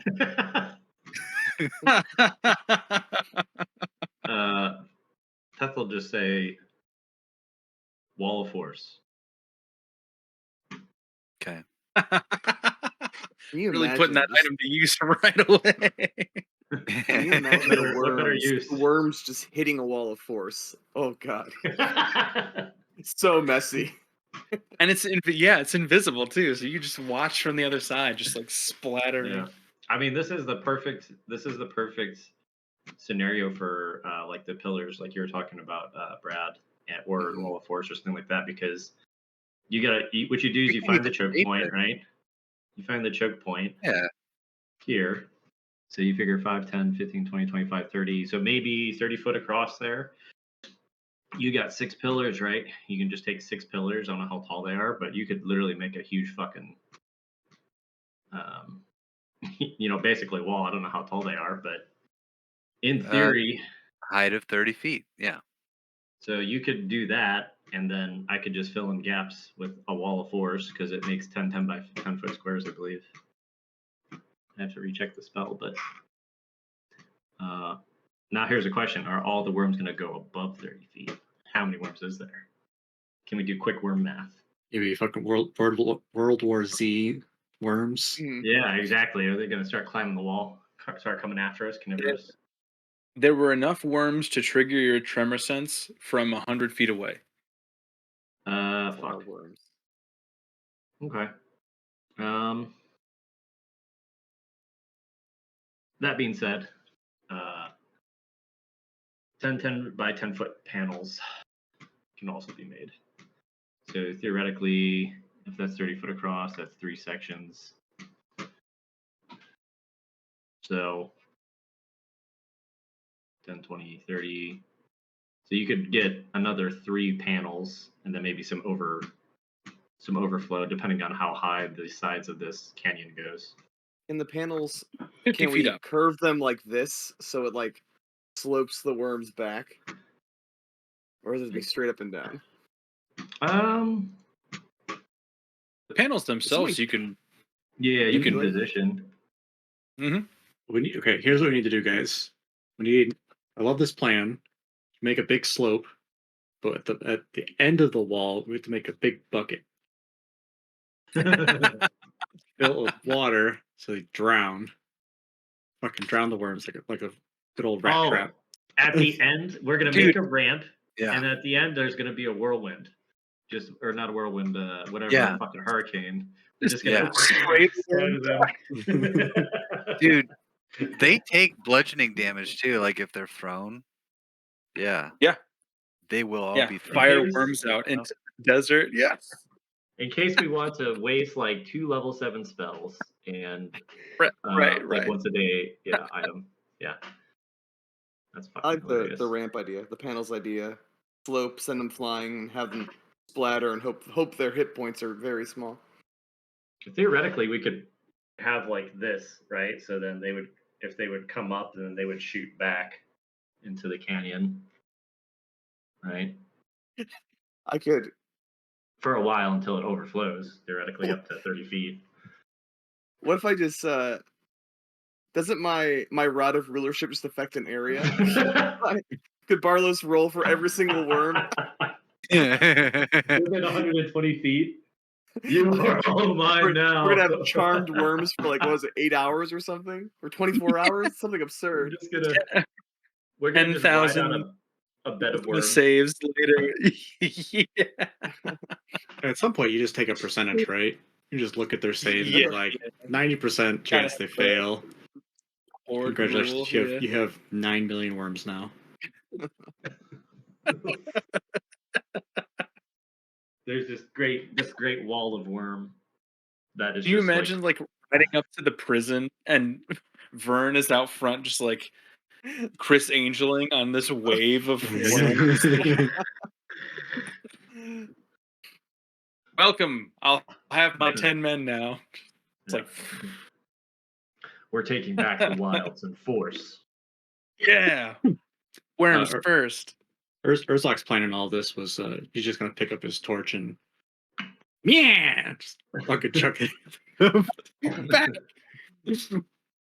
Real Frankenstein mentality. Worms can't love fire, I bet. All right. Yeah, great. Is that I will How much of make that the are we executive actually doing? Just to clarify. Like just the ramp is a good idea. That would Okay. splatter them I would and agree. launch them over Andrew's- top us. Andrew said he had something too, so Oh yeah. we should If see it would, what Yeah. other spellcaster boy has to That's add. what I was waiting. Yeah, I was waiting for. All I right, didn't realize- completely unbiased, without any knowledge of what these lunatics have been planning. Mhm. Andrew, what is your idea for getting out of this? A wave of worms is coming up behind you, and we have some pretty solid ideas for how to get out of it. But I'd like your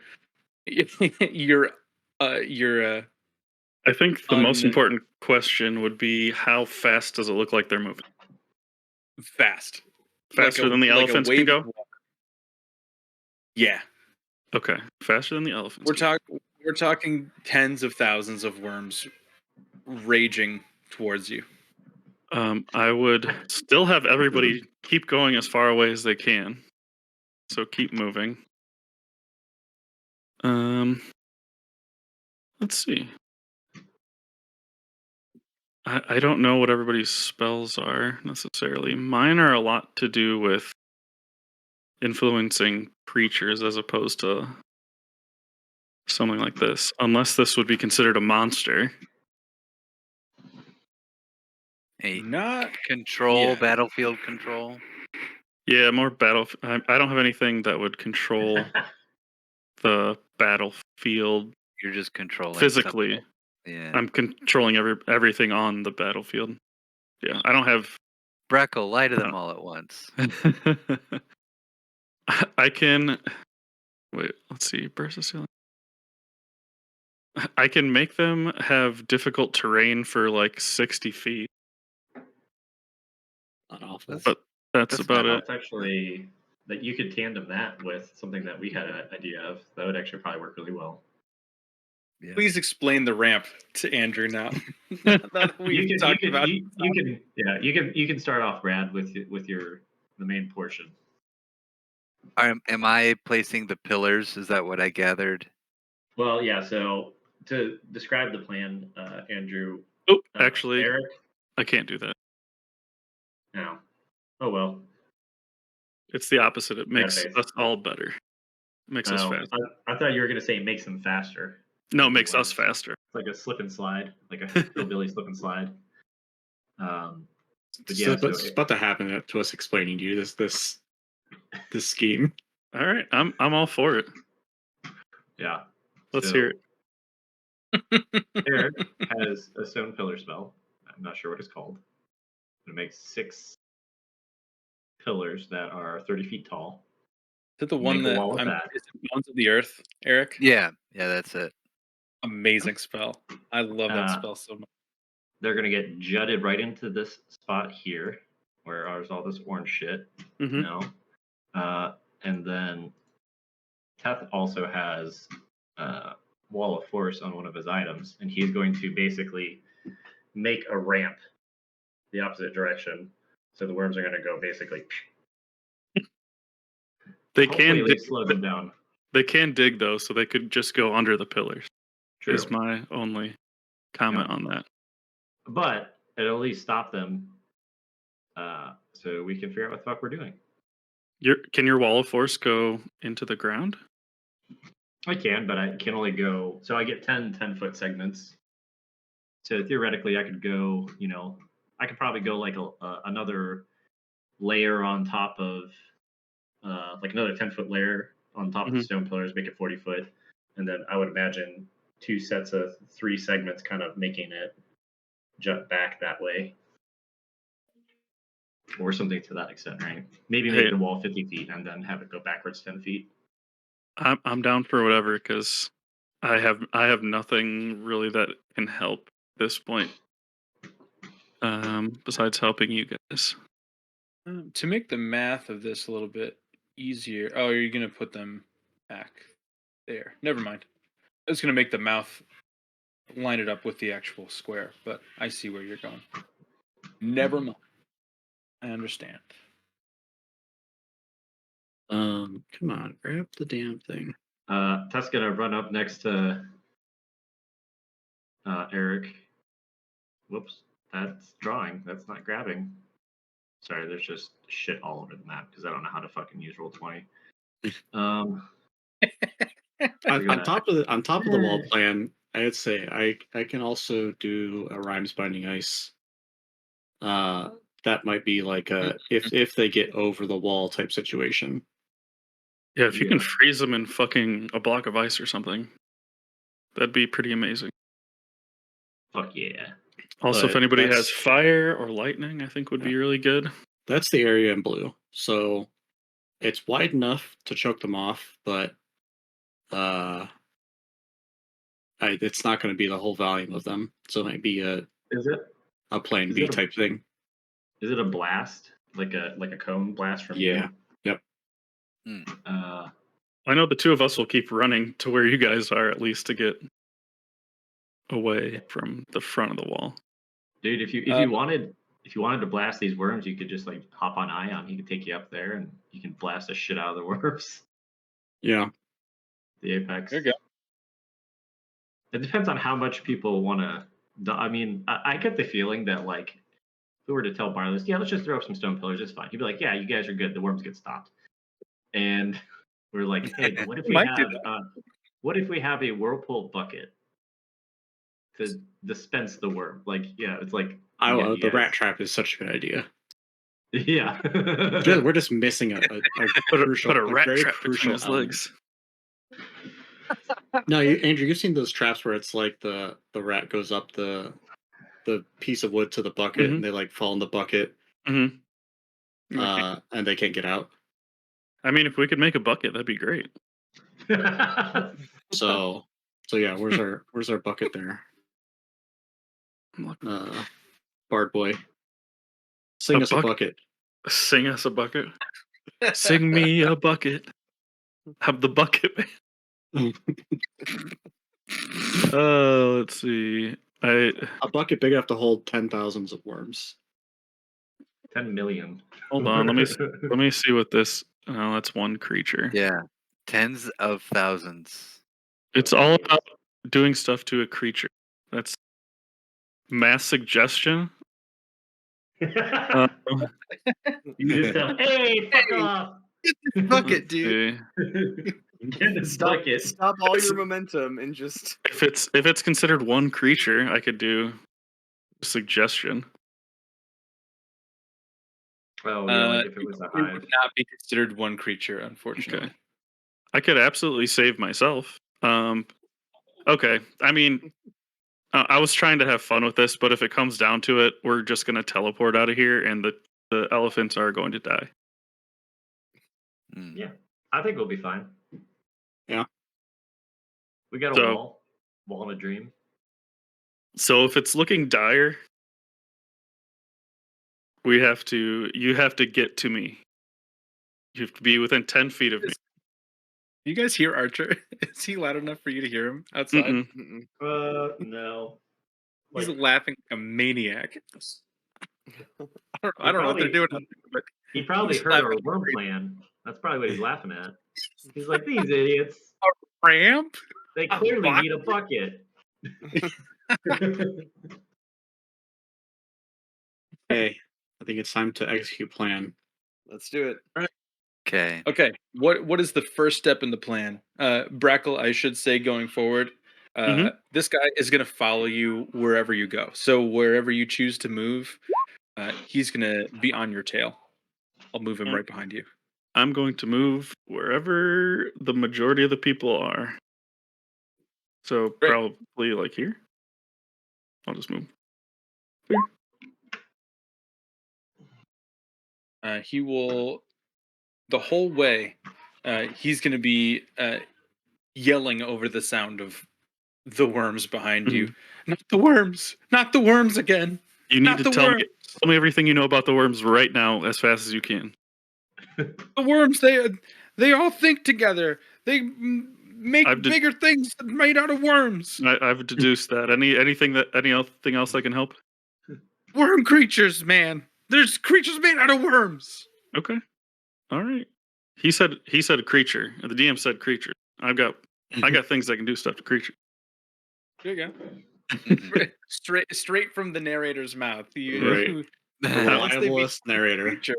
See, that was Andrew, really filling in for Brackle to manipulate our DM. Got him. That's a very Brackle thing to do, honestly. This is like the worst possible thing that could attack us for my character. Eric, get up here.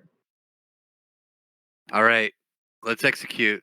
And let's do Let's these go, team. pillars Do it. across the 30-foot gap. Urzak's gonna There. hop into position and stoically hold ground and say, I hope you have a plan. Sounds like a wall.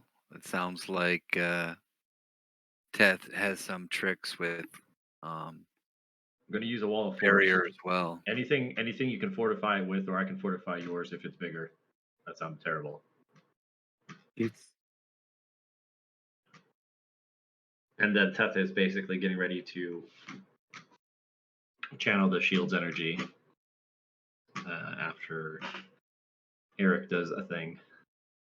Hargrave is going to ready her bow with 2 of the explosives you saw her use earlier. And she will position I'll hold a herself spell to do teleport. off to the side here, aimed directly at the center. From atop Uh, the elephant, I cast my spell. That's all. all right, Eric, if I- you would, place... let's see. I'll just give you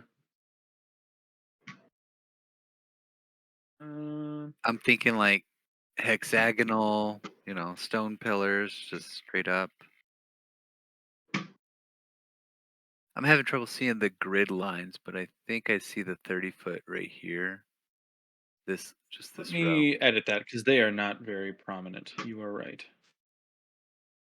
But it should be the third line from the top, and then the 30 feet across. Looks like 6. There you go. Is that better for everybody? Yeah, I'm gonna Um, double check my triangle. yeah. My cone now. Yeah. Okay. So Good. this third row from the top.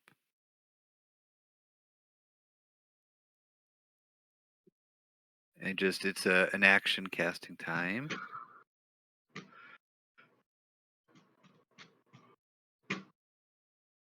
depends You on get 6 if of them. yeah, 6 pillars. Yep, 5 feet each. They're 30 All feet right. high unless there's an obstacle on the ceiling. All right. You have control of those, Brad. You can place them wherever you would like. Oh, nice.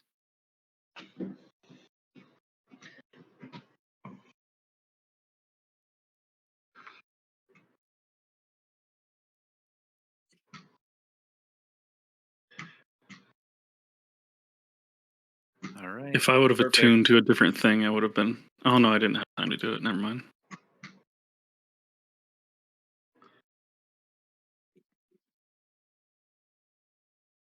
All right, Teth. Looks like you're up. I'm assuming there's seams in those cracks or in those pillars, or are they solid? Like, are they square? How wide are the pillars? Does it state that in the spell? So is a cylinder has a diameter of 5 feet? Okay, so it would fill they're the whole pretty much thing. butt up against, they're pretty much butt up against each other. Cool. Good deal. I was slightly concerned for a second about that, but okay. Save that now. I just got to figure out how to grab these things. So these are all representing. Well, not all of them. Uh-oh. See if I can That grab we this heard. thing. Oh, Grab that. How the fuck do I move this? The other big thing is AC 5 and 30 hit points. I'll just leave this there because I can't move them because I'm dumb. Is it this? Nope. I don't know how to move those because I'm dumb.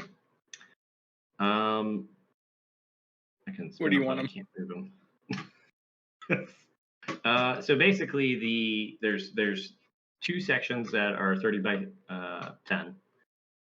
Those are going to go directly on top of the pillars, right? And then in theory, extending the height of the pillars.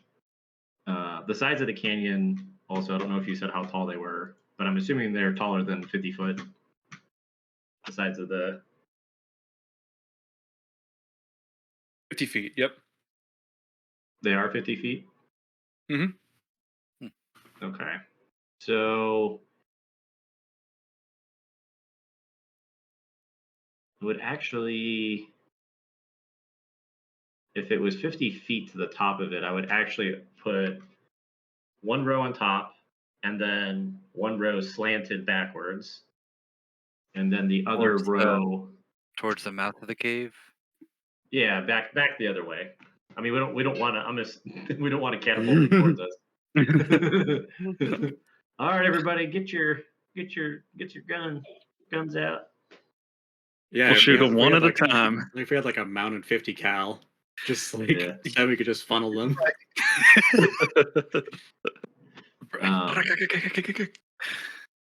Yeah, so Brackle he would decided do. not to go Warlock for his level 14. You could have had an Orange Blast. We need a fucking wizard so he can just chuck fireballs at the thing until we burn him to a crisp. So yeah, the first row just another 10 feet. Second row is going backwards, and just because I don't know what these pillars are made out of, that last segment that's 40 feet, Tess going to basically shove that behind the pillars to kind of reinforce it for that first 10 feet. If that makes sense. Oh, back here. Behind him, behind the pillars. So I wish I knew how to fucking move these. You have to zoom in because the things are actually. You know what? This will make it easier for you. All I can see of this is this little. Oh, there's a grabby. Okay. Yeah. So When it's really thin, it's hard to latch onto them. yeah. Hmm. So now you can all see my crazy fucking idea. Okay. So these are going here. Then, oops, this is the slanty bit, right? So this is going to go over, going back the other direction. And then this is going to reinforce behind the pillars. Gotcha. Just in case because the pillars are stone, right? Yes. Stone, Yeah. Just 30 in hit case. points, DC 5. Yeah. Did not hear those numbers before. I'm glad I did that. Because this is fuck around and find out wall. We're going to be doing a lot of finding out here. Yeah, primarily finding out time from 8 p.m. to 9 p.m. All finding out. We fucked around. We fucked around from 7:30 to 8. It's like in the minutes that we write for a board. Prompt 7:30? fuck around 8 time is ending in 3 minutes, so enjoy the ending of your fucking around. Next on the agenda, let's Yeah. find out. Yeah.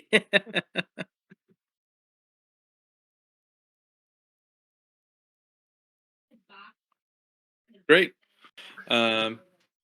As all of these are casting, you can see the beginnings of this giant surge of worms bursting around the corners. As the canyon winds around, you see them uh, uh, as a skateboarder in a half pipe. They're just like flipping all over the place, rolling over each other. Again, if you're looking very closely, which I suppose maybe Teth or Urzak, because you guys were up closer, you can still see individual worms all moving the same way. They're obviously at different velocities in different directions, but their bodies are all just like moving identically. Very eerie. And yeah, you wait a couple extra seconds, a round and a half, maybe 2 rounds, and they're gonna hit your ramp, and they're gonna hit it real hard. The sound of them coming in contact with the wall of force is deafening. It's so much splatter going on at the same time. It's shrill almost. It's just just little bodies smacking into this wall of force and being shoved forward and like squeaking along the surface as they're being dragged by the weight of all of these other worms on top of them. And yeah, they're gonna launch off of this. They're gonna launch off this ramp for sure. Yes. Way into the sky. Where are you guys gonna be here as you're watching all of these worms shoot off of this ramp of force? We're just like, whoa. I'm assuming we would be going down backwards because the ramp is supposed to go the opposite direction of us, right? Yeah. I would imagine we'd be moving south in the map, and the ramp is pointing north for the Gotcha. worm. So Yeah, At the I very least- assume the ramp oh. is like this, and there's like big pillars here. Yeah. So they're like shooting up and then Yeah. pooping back where they came from. yeah, So if That's- that's the That's case, the then, hope. Yeah. then All right. Urzak's gonna relinquish his post and I hop on the imagine elephant. We're gonna hightail the fuck out of here. Run away! Bravely run I was away! I just imagine wondering the if you guys wall- were like yeah. standing there watching them fly back, like just like shooting up off of the thing back into the canyon. Yeah. I mean, I assumed we'd be looking back, but we're not. But I don't think any of us would be standing there. Mm. The No. amount of I mean, it gets to a point pretty quickly that you can't quite see what happens at the top of the ramp because there's so much just worm liquid. It's just guts and blood and dirt and mud and sand all caking on to the inside of this wall of force.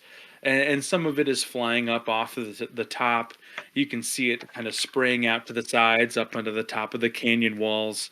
It is really a grotesque scene, a mass worm genocide in its most stylish form. And yeah, you continue south. It does not take much time worth of movement for you to hear that sound begin to subside. For a solid minute and a half, they are pounding against this wall, flying back, pounding back. It's consistent sound, and then it's going to start to die out. It's going to start to die out. I'm going to make a series of checks on behalf of the worms to see if they understand what's happening. Yeah, I don't know worms. if there's an actual worm stat block. I doubt that there is. Worms notoriously Like- intelligent. Mhm. Apparently, I have so it's very special. It's the I wormiest imagine the of wall worms. of force sounds like a basketball court, like nice and clean, like the sneakers, like the worms get. Sound. Oh, that's a CR16. That's not a worm that I'm looking for. I don't think there's a worm stat block. We're just gonna have them roll straight. That seems fair. Archer, do you want to come in here? I'd love to You say do? I'm gonna head out for tonight. Oh, okay. All right, man. All right, dude. See ya. Hey, Next week on, the week after not. Correct. Yeah. Cool. All right. Good luck, guys. Bye. see ya. Hey, Brad. Yep. Later. See ya. All right. This is going to be a D20 straight intelligence roll for the worms. I just Uh, remembered something that I wanted to bring up because we've already forgotten about it. I wanted to give Andrew inspiration for the interaction with the Fey guy. Oh, hell yeah. Andrew, you can take a point of inspiration. Stacks on stacks. I got 3, baby. Nice. Fuck yeah. And remember, I don't know what's gonna happen, but remember that everybody but Teth Bardic right Bardic. now Yeah. for 10 minutes. Okay. Case the worms. Continue. So worms,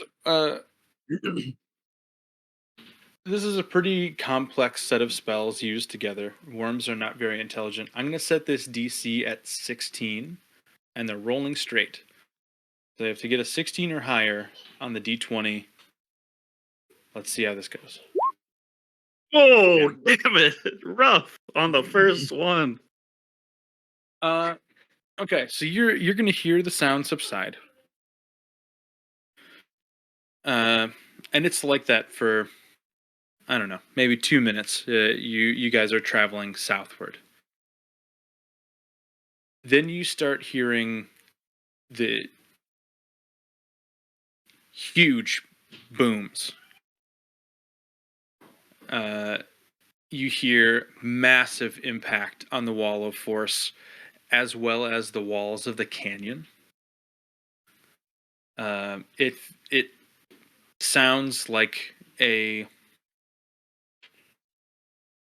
sounds like intentional, active, aggressive sounds. It's not random. It sounds like striking. If you look back, you've been now moving southbound from this canyon for a couple minutes. If you look back, bursting through the wall of force, knocking down 2 of the pillars, you can see 2 of these big boys.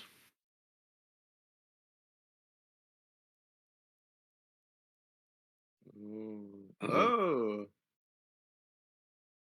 Oh. We angered the god of worms. Donovan, this is 100% one of those AI Machamp arts from the if I just say AI it drew. looked really familiar. I don't think this will stop this from happening, but the wall of force is immune to damage. I heard that. Yeah. Yeah. Dang. What's going on? The The laughter Dang, has that's stopped. rough. Uh, also, I was just thinking of thing you created as like the warped wall on Ninja Warrior, Hmm. and they just Yeah. kept trying to run up it. They just couldn't grab that edge. You're definitely right. The wall of force cannot be broken. Just looked at that. But our spirits can be. But your spirits can be. You're right. In that case, it's going to be much longer. You'll be further down south, further into the distance. You will see two of these boys climbing up uh, over the top of the canyon wall. So you'll actually see them standing just kind of next to each other up Oh, here. they're only as big as elephants. And we have 3. Well, no, wait, no, 2. Yeah, they are huge creatures. Yeah. You guys are pretty far away now. After 5-7 minutes, you've booked it far enough away. Yeah, what So are they keep gonna do? running, I assume. They have 4 arms each and only 2 legs. They can't run after us. I Do we mean, have? Do we I know don't how have a far away we desire. are from the prison? Let me look at the map because you're much closer than And you we were haven't even before. traveled a full day out of Kazul. Mm-hmm. And it's what, 2, 3 full days. days until we get to the prison. It's close Oh, to the end okay. of the first day, though. So you are pretty close. So unless these guys have a range and like they have like a main worm guy brain and they can't go X amount away from it, we'll have to deal with them, right? I had a map Yeah, of the the way I wilds at one the way I point. see I'll have to it make is if they pursue, then we fuck them up. We'll just have to Question make is, sure they're not trailing us. What's the Yeah. biggest bird I can turn into? do we think they're going to get stronger or weaker as they get further away from there? Yeah, that's the I other can only thing. assume they're going to get weaker and weaker the further away they get, right? I would Yeah. think, unless I don't see why they No. get stronger. 5 to 7 minutes is enough time to get Coil to get his senses about him and get actual, super useful information from him. Right. Let's see. In theory. Who And eats worms? I gotta pee. yeah, I'm going to go pee too. Oh, whatever. I don't even care. Take a fucking baby break. Yeah, Baby absolutely, break? fuck. All right. Get a snack.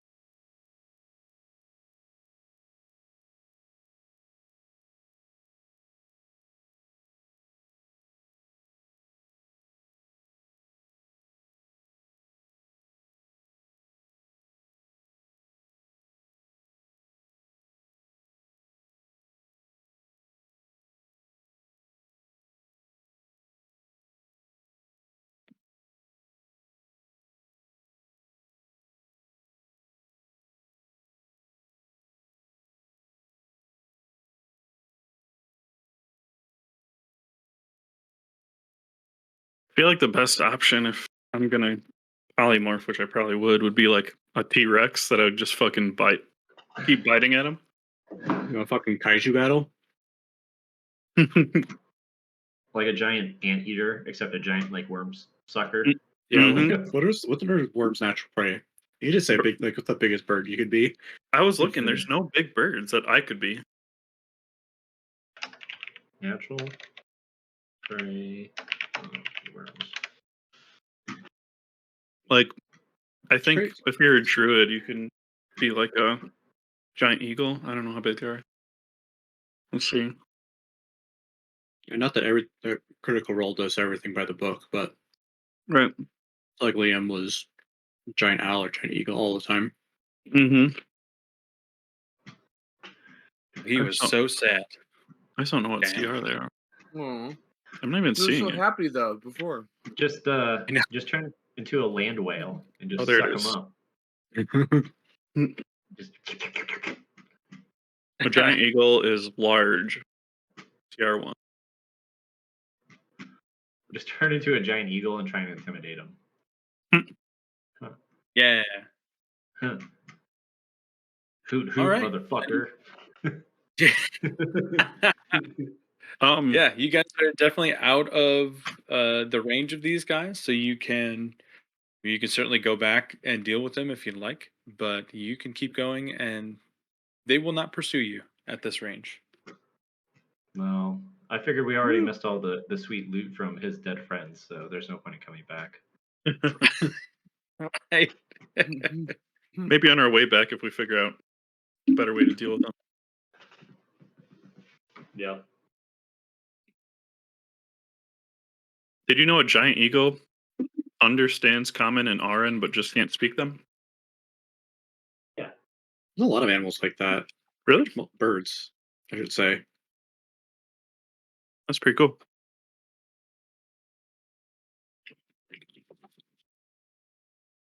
Yeah. Yeah, fuck these guys. I don't want to Mhm. fight. Who the fuck's this guy that you Yeah. At that point, we all look. 300 person. Now that this is all over, who are you? be Timothy Coyle in the flesh? Inventor of the coil? Vern, this is your biggest idol outside of Hargrave.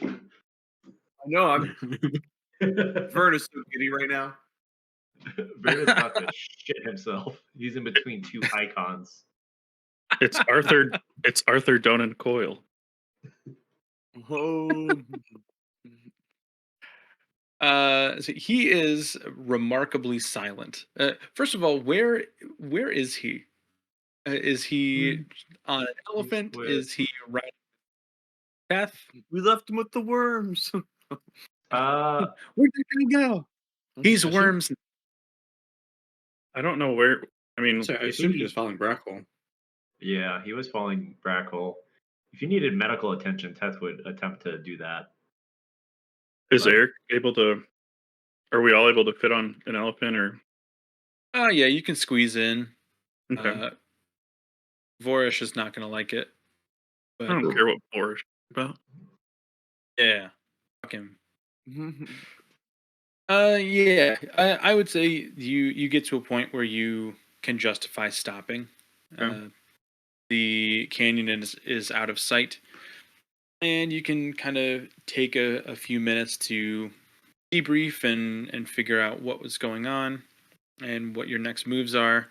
And as attention starts turning towards this guy, he is incredibly silent. He is not making eye contact with anybody, other than speaking with Brackle. Nobody would know what he sounds like. He's just kind of sitting there. He does look pretty roughed up. Okay. So, however, that information can get passed along to Teth. Physical bruises, lacerations, things like that. Yeah. Yeah, Teth would cautiously approach towards Brackle and kind of look at Brackle. Back to the individual. Hey, man. Can our large friend here heal you up a little bit? He'll say, "No, nobody touch me, please." Okay. Can you? Why were you in there? First off, my name's Brackle. We have Teth here, Urzak, Vern, Eric, Hargrave, and Peep-Up, Peep-Up, Peep-Up. Peep-Up, and Gorvish. You don't need to worry about Gorvish. Peep-Up's cool, though. I also don't need to touch you if that's okay. I can still provide healing from a distance. You look pretty shitty, I'm going to be honest. I imagine you've been through a lot. Well, I'm not really sure what time of day it is or what day it is. I've been holding up that barrier for a long time. Certainly very hungry. My name is Alduin, by the way. I don't know if I said that before. Does he look like he's going into shock? I make a medicine check. We'll get him some food while Teth is kind of like scanning him.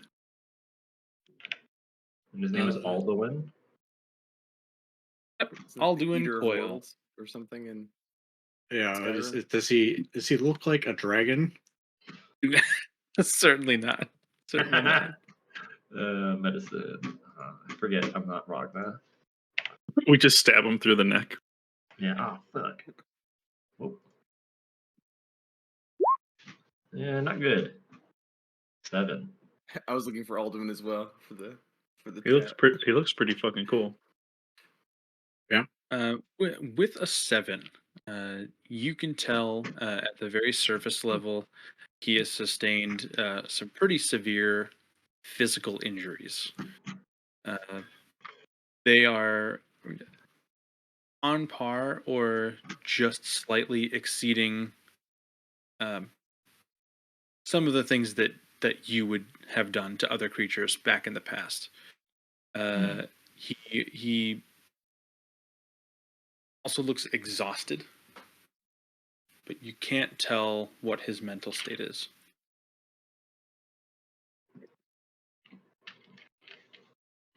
He's so sad. His bio is so sad. I forgot what I wrote for him. It's Pretty- like it's so depressing. Especially Rapidly since he just approaching watched middle his whole age. party die out there. He feels grief more than others. He's Um, never excelled at magic. Wow, he's an Eladrin. Yeah. I know. He also believes that might eventually be what makes him special. Maybe Alduin, or maybe we just cut our losses at this point. Alduin, can you fill us in a little bit about, what happened? Why were you out in the wild? I don't think it's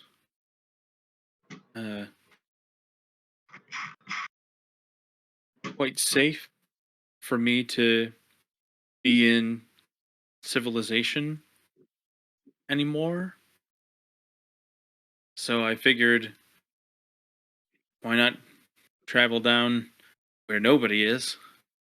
And of course, that leopard guy from Kazul, he insisted that since I wasn't necessarily excelling in my classes, that he had some people come with me to keep me safe.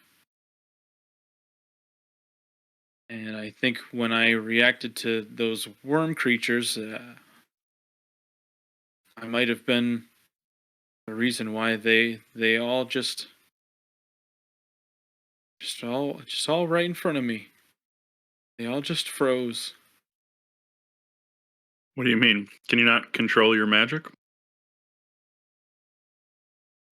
I remember being scared and seeing all of the worms and what they were turning into, and the next moment I am straining every muscle in my body to try and keep this magic afloat, and there are no worms, there are no people, there's nothing, just me in a cave, and it was cold. Why do But you you got think? Oh, go you ahead. got through this, correct? Or you got through it, right? Something to say of that. Held your own, made it through. I guess. I got through it, Quit.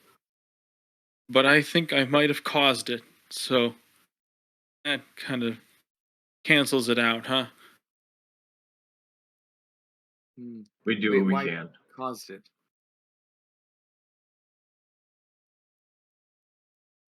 Well, I always wanted to be a wizard. Feel like I have an affinity for magic. Where I come from, there aren't many wizards, so I figured that I could be special. And I wasn't ever very smart, so my parents said wizardry wasn't the path for me. Then I went to Kazul, and there are several schools there, and I thought, this is great. Then I never advanced past any of the fundamental classes, and you know, next thing I'm seeing all these kids 9, 10, 12 years younger than me doing things that I can never dream of doing. But then I come out to the wilds and I'm holding up shadow barriers and cold spells and wind fronts all by myself. Honestly, if any of those kids could see me now, they'd be shaking in their boots. You Yeah, never I mean, had this.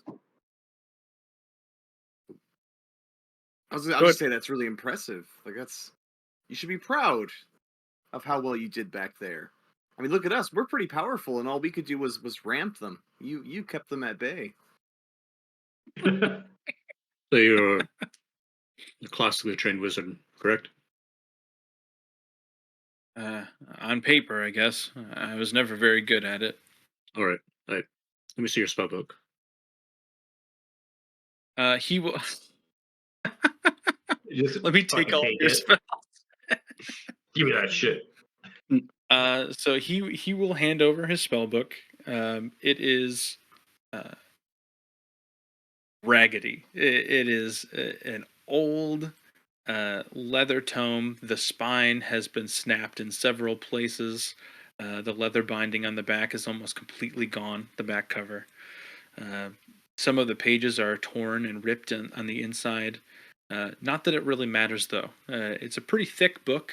Most of the pages are blank. You can see that he has written down his version of how he would cast the Ray of Frost cantrip.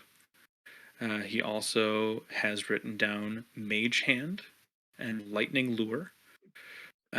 He has Message. And he has the. Hold on one second. I had thought I had everything memorized, and I do not. Hold on one second. And he has Finger of Death. A bunch of cantrips and one level 9. Yeah. I know, but I think Brack He was thinking to also himself, has like, this guy um, might be a sorcerer. Yeah. Yeah. He has create or destroy water, absorb elements,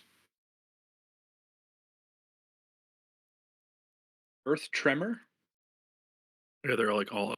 spells. and fog cloud.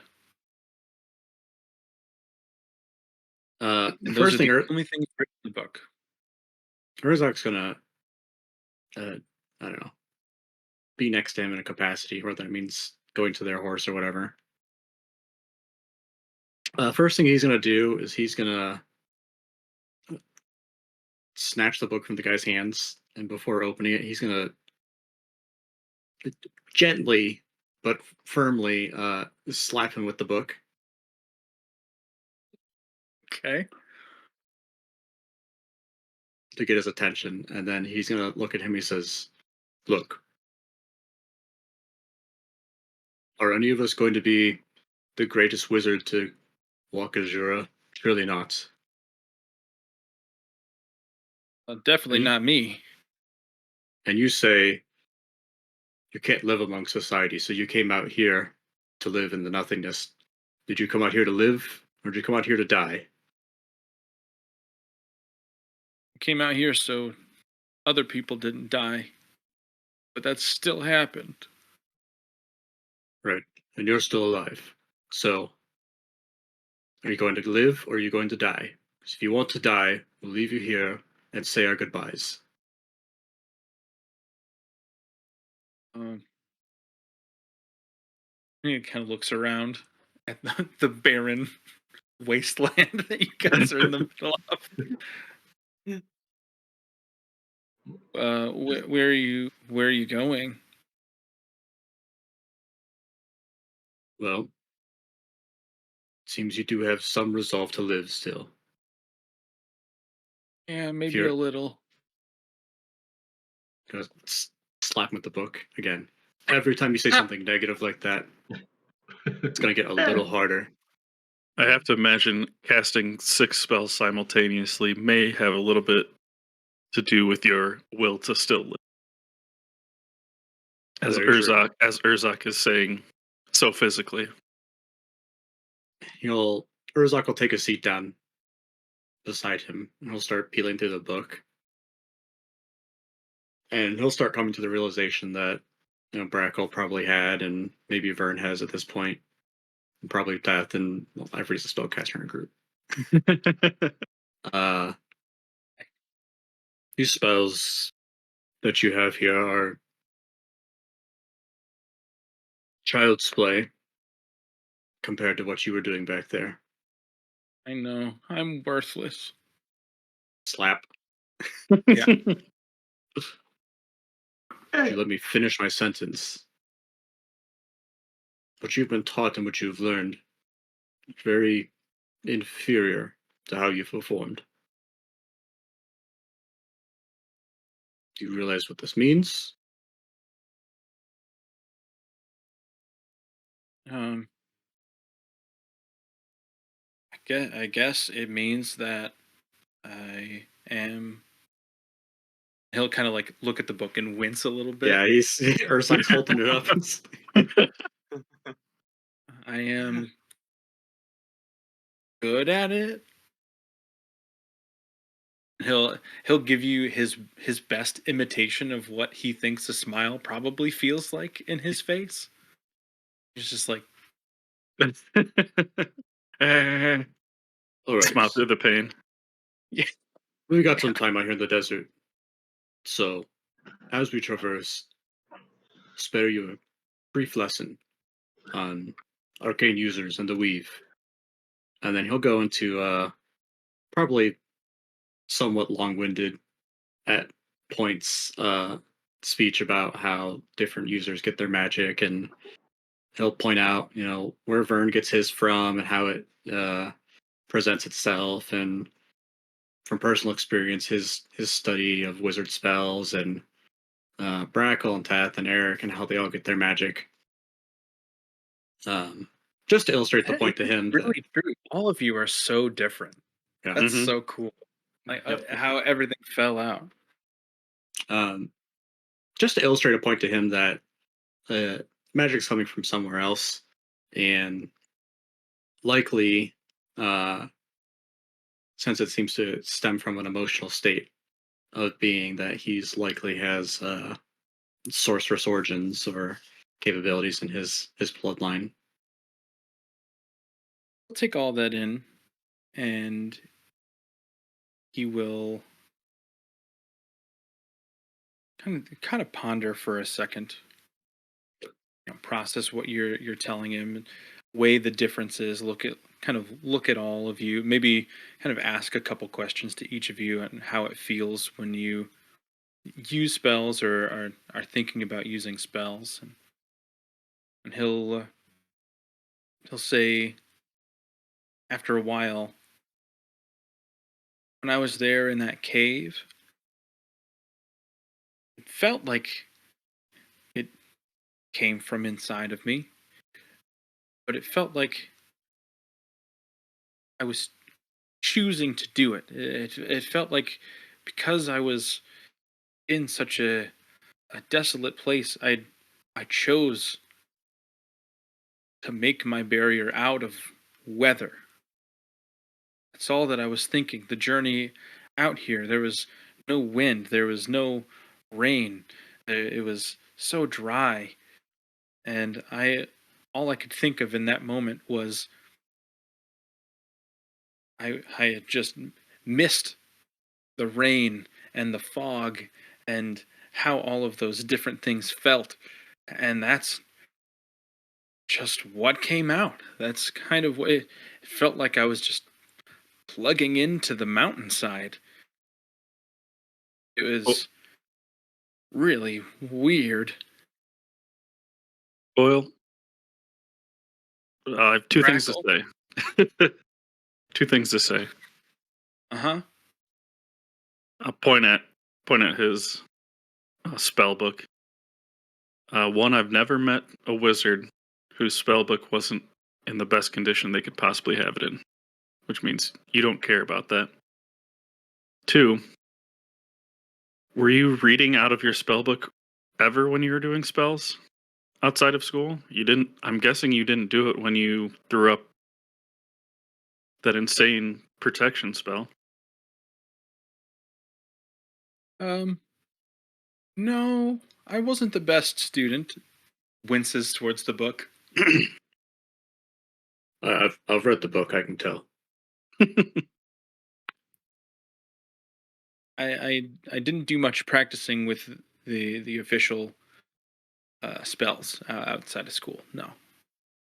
And this guy, by the way, is like 40, right? He's like 38, 40. Is squarely in the range of middle age for a half human, half elf. So he has had years and years of just underachieving in this field. Are you thirsty? I'm thirsty. I'm Pretty so dry. thirsty. I'm so thirsty. Please, do you have any water? So, make us some water. What? Zuck will flip to the page that's create destroy water. Oh, I don't. I'm not sure that I can do that. It You're just feels thirsty, like right? feels like a lot of pressure. Like, Don't you I want a don't know cool if glass of water? yeah, but I don't. You're I don't super. know if You need a shower too.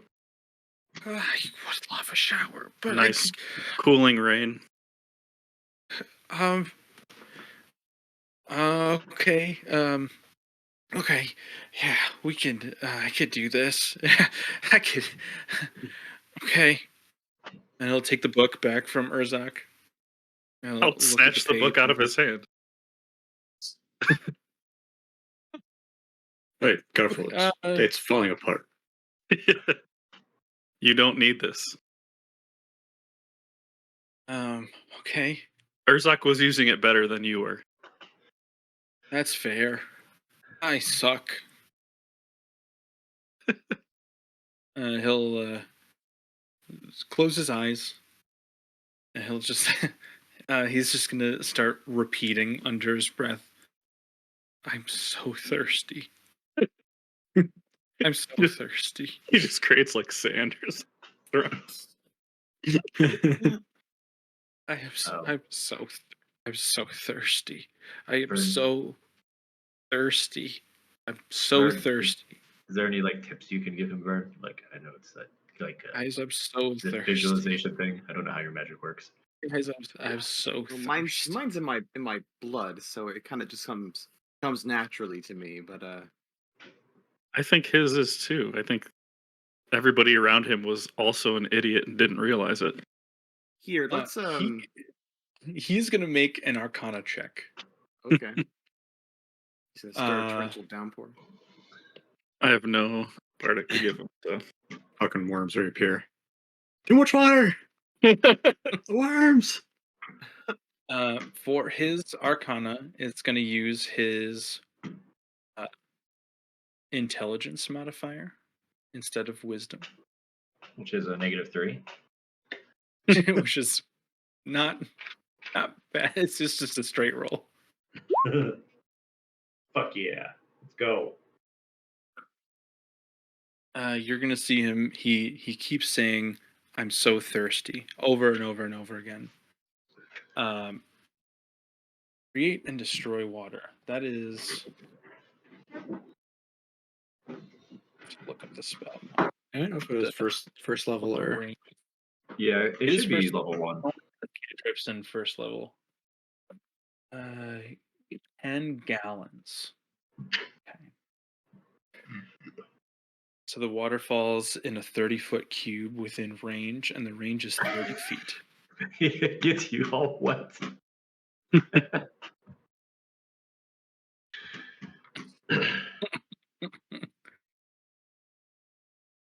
Okay, cool.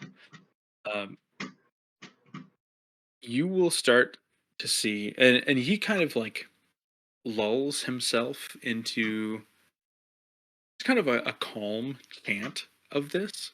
The arcane, like the intelligent arcane users in this group would know. So, like, I guess Brackle and Urzak from their training would know that this is not how you cast the spell. Like, from a general standpoint, you don't just say that you're Will it? thirsty over and over again, and the spell happens.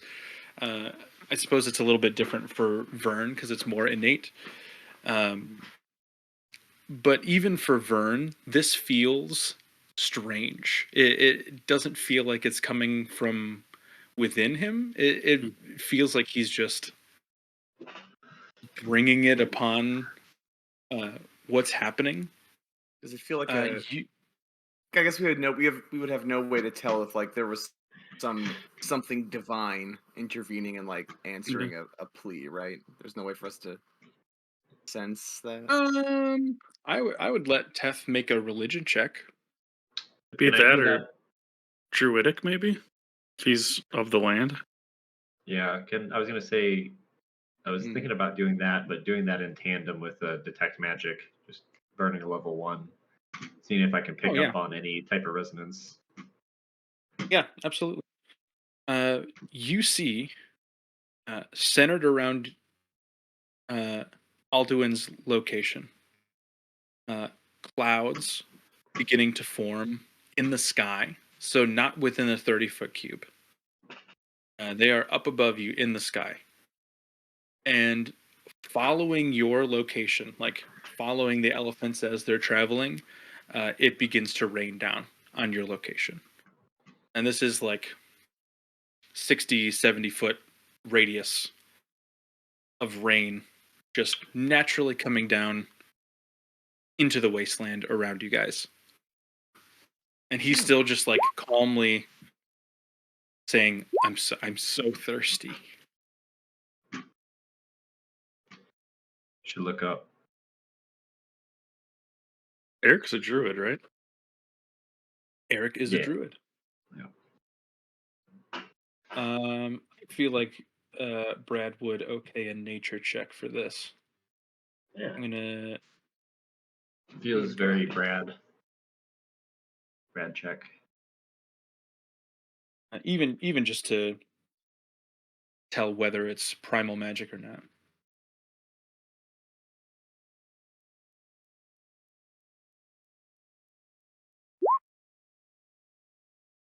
With a 16, he could say with absolute certainty this does not feel primal in nature. So we may have found a rare coin here. Up Can you game, see? you absolutely have. Can you see the weave with detect magic? I don't think so. That is a good think it's question. I think powerful enough. specifically it says. Specifically in the wild, can you see the weave? Mm. That's my question. I would allow that. Yeah, yeah, because this is like a hyper charged place Yeah. Is he for magic. manipulating that in any way unintentionally? Why don't you cast detect magic? Oh, I thought I already did. Oh, okay. Yeah. Yes, with detect magic, um, it looks much different now that you have crossed over into the wilds. When you popped it after the ooze, it was very general. It seemed like it was working like it normally does. It can kind of differentiate styles of magic, schools of magic, things like that. More powerful things would glow slightly brighter, but that's the only differentiation that detect magic for you, Teth, would operate. Um, Inside the wilds, things things appear a bit differently for you. It seems like um, there are a number of. It seems like a cable system almost, like a bound cable running from an outlet to an appliance. It seems like one thick cable, but it's actually just a bundle of small conduits inside of it. You can see, Teth, all of those conduits that are circulating around in the air around you guys. A bunch of tiny little sparks of energy, sparks of arcane energy that are moving around as if the weave is circulating around all of you. Um, what is especially strange, you see very bright uh, orange energy coming from Coil's body, like his core, his torso, um, and attaching itself into this main kind of like. You guys, you all seen Finding Nemo? Mm-hmm. Yeah. Like the wave stream that all the turtles take. It's totally radical. Sure. Uh, I watch movies. that's what this kind of looks like, as I'm describing to the one person who doesn't understand the reference. I It's got a like great visual. I got a great visual from the description, but the Finding Nemo Yeah. part's nice too. it's like the live stream. Tube. It's Okay. Like a big tube. it's a jet stream underwater. Like a big jet stream with a bunch of different sparks of energy shooting through it. That's how you can perceive the weave within the wilds. His energy is directly tapped into the main orange stream of energy in that jet stream. So he is directly connected to the weave. Yeah, he's mainlining. Yep. Teth is very familiar with that, just not with the weave. Right. Um, Yeah, he doesn't know it. He's completely unaware, but he is taking it straight from the source. He is mega dosing arcane energy. I am going to describe what I am seeing, and then Teth will describe what he's seeing, because everybody in the party is a caster currently. So he'll describe basically everything that Barlish has described, and Coil. Um, He's going to come out of his trance, but before you even say anything, he'll come out of his trance and he'll look around and he'll kind of feel his face, feel that it's raining, and I'll say, "Oh, that's lucky. I didn't even have to do anything." Teth will hand over his canteen over to him that has cold water. Offer it to him. Oh, thank you. And he'll take it and just like guzzle water down.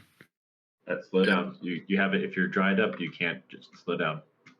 You'll choke. If he promptly throws up over the side of the elephant.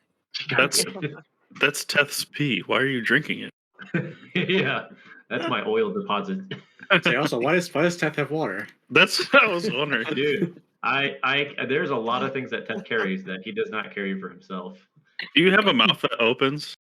Like, does your mouth open, or is it just like I don't know. Let me look at the Teth picture. you just like pour water against like a closed face and just... Yeah, no, there's Teth. Sure, he has an open mouth that opens. Okay. He does not have teeth or a tongue, though. I just want to make sure you could smoke a cigar. Yeah, that's really the main reason. It's just cigars, so he can hold the cigar in his mouth. A gaping hole, yeah. Yeah. In fact, the hole is just a circle to shove a cigar in. He opens his mouth, just stick it in. Is the circumciser attachment? Yeah. We can change it to cut up carrots really quick. Yes. So Alduin Coil has no idea that he caused this. Very apparent to all of you, but he just assumes it's a coincidence.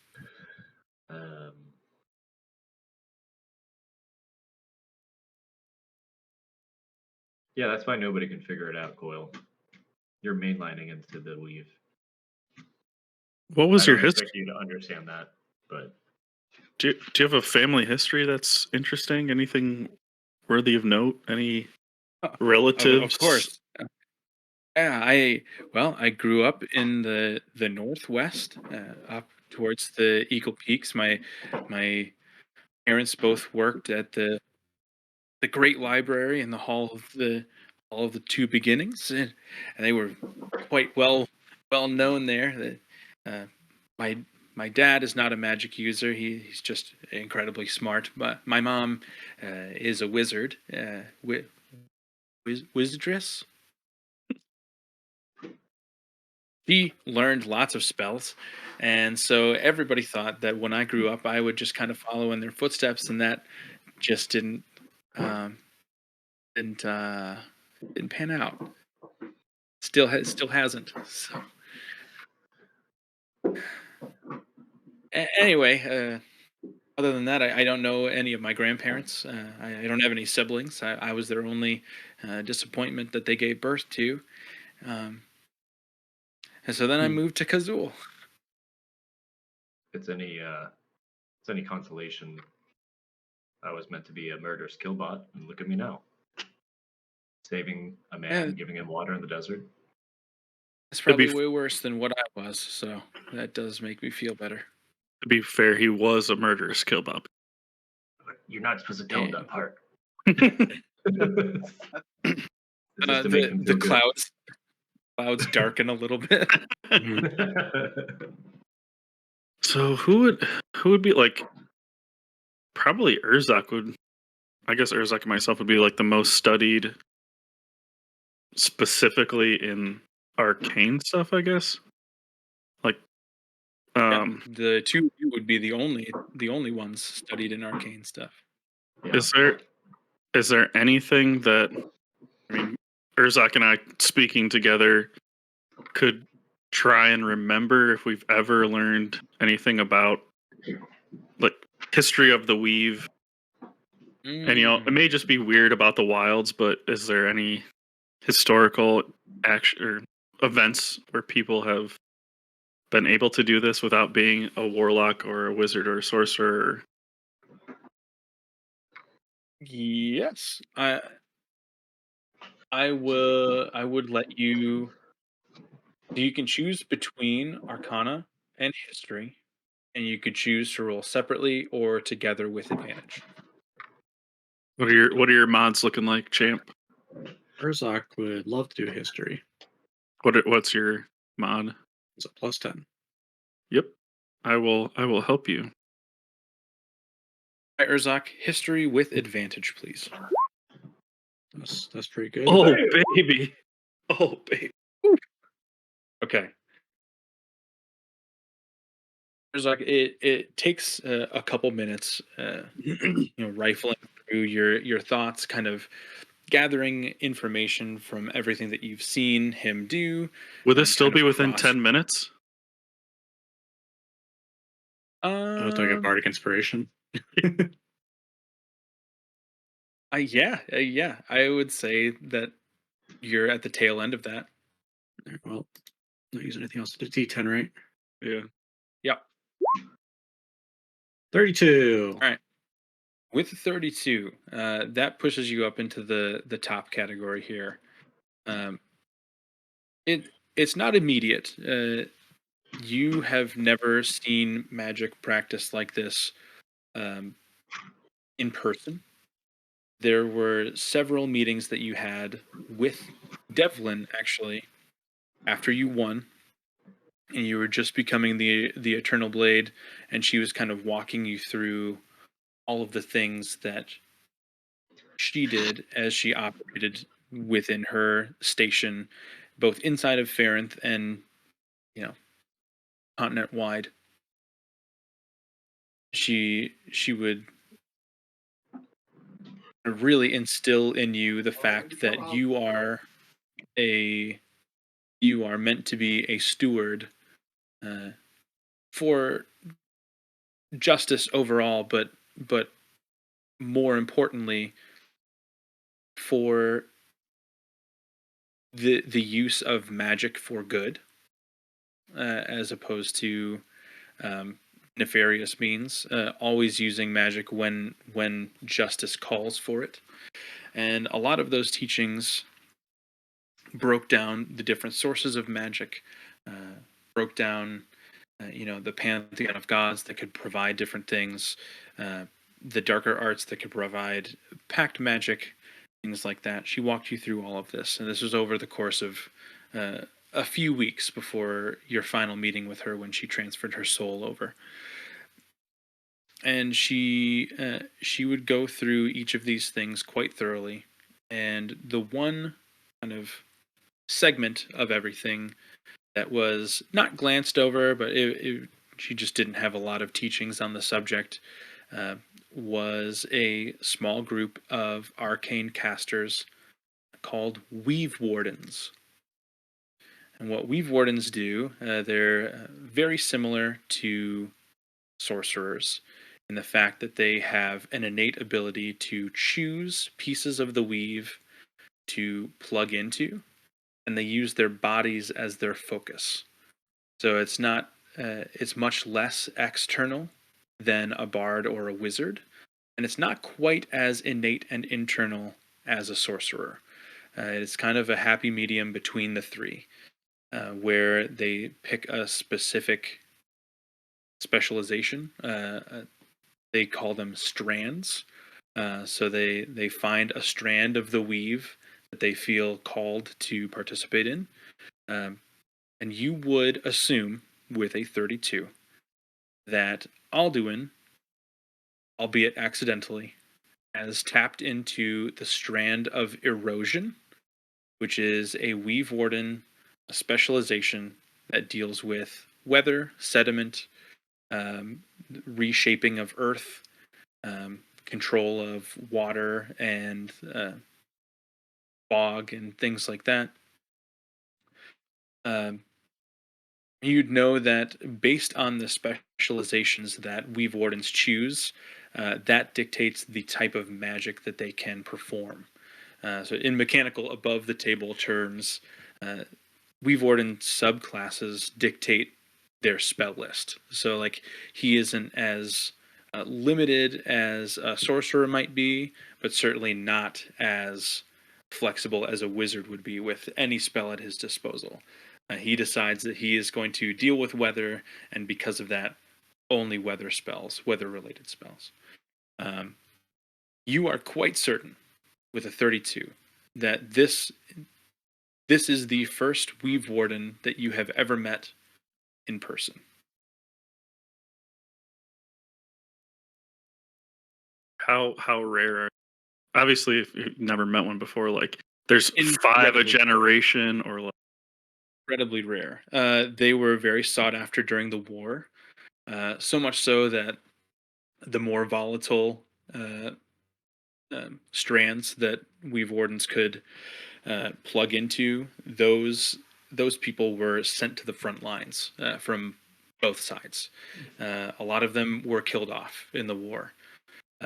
It's not necessarily a bloodline thing or generational. It is completely random and genetic. It can pop up in anyone when they're born. They just have a natural affinity to see and kind of interact with the weave. Does Zurzok know of any standing either figure or current Weave Warden? Like, are any of the generals like known Weave Wardens or? None of the current generals are weave wardens. You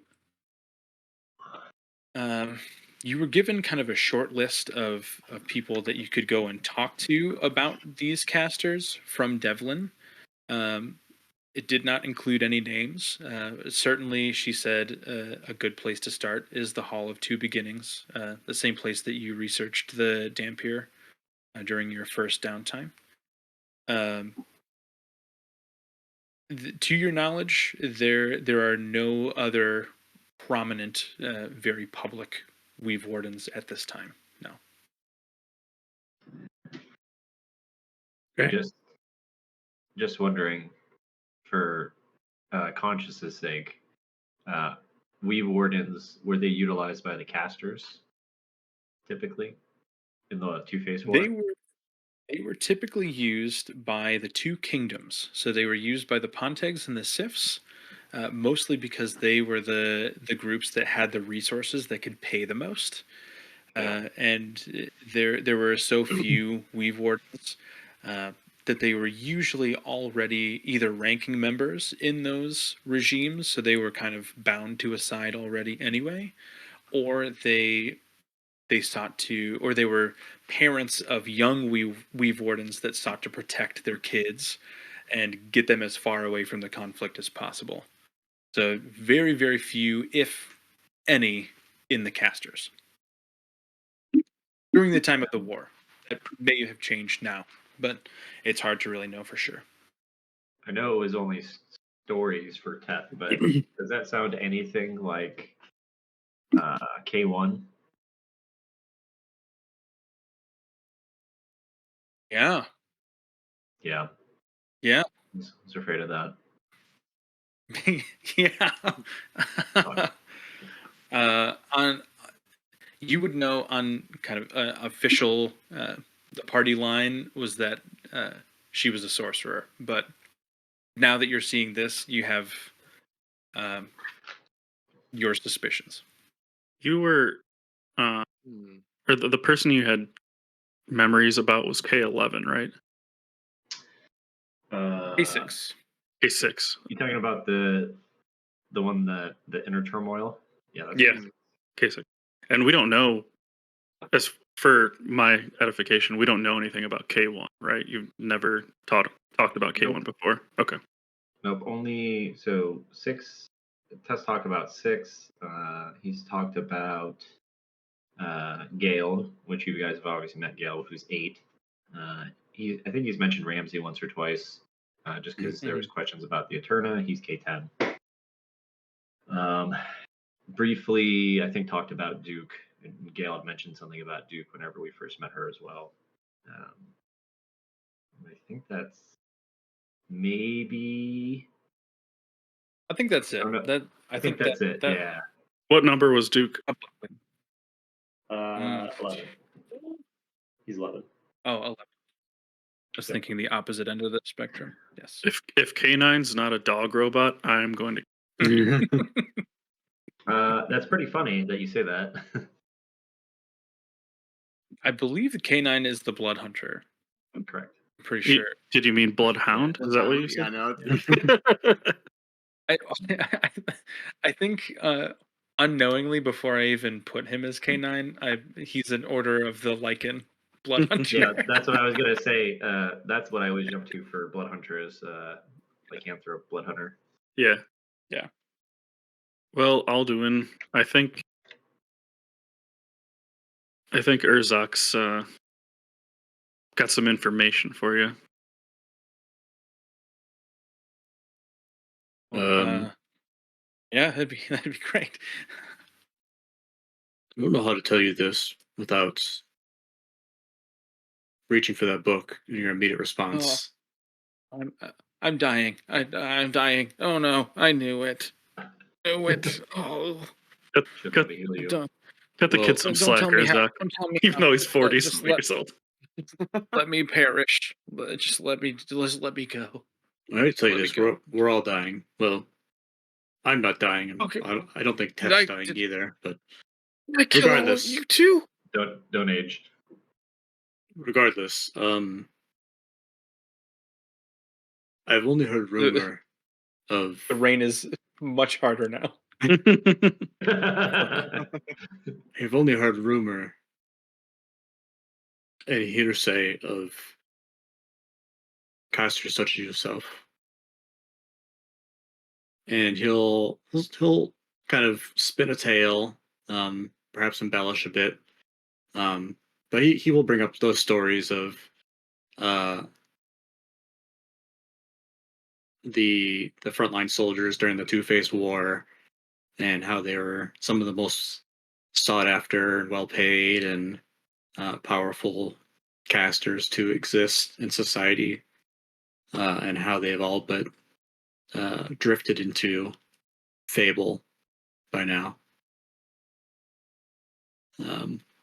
I'll say, I know this is hard for you to believe, but I think with time and practice, you'll come to realize that the things that I've said are true, and not only can you not be blamed, but I don't think your educators could be blamed for not picking up on this, as it is such a rare phenomena.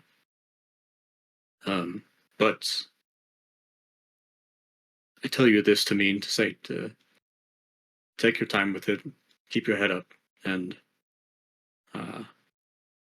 I think in your lifetime perhaps you might surpass all of us in your capabilities.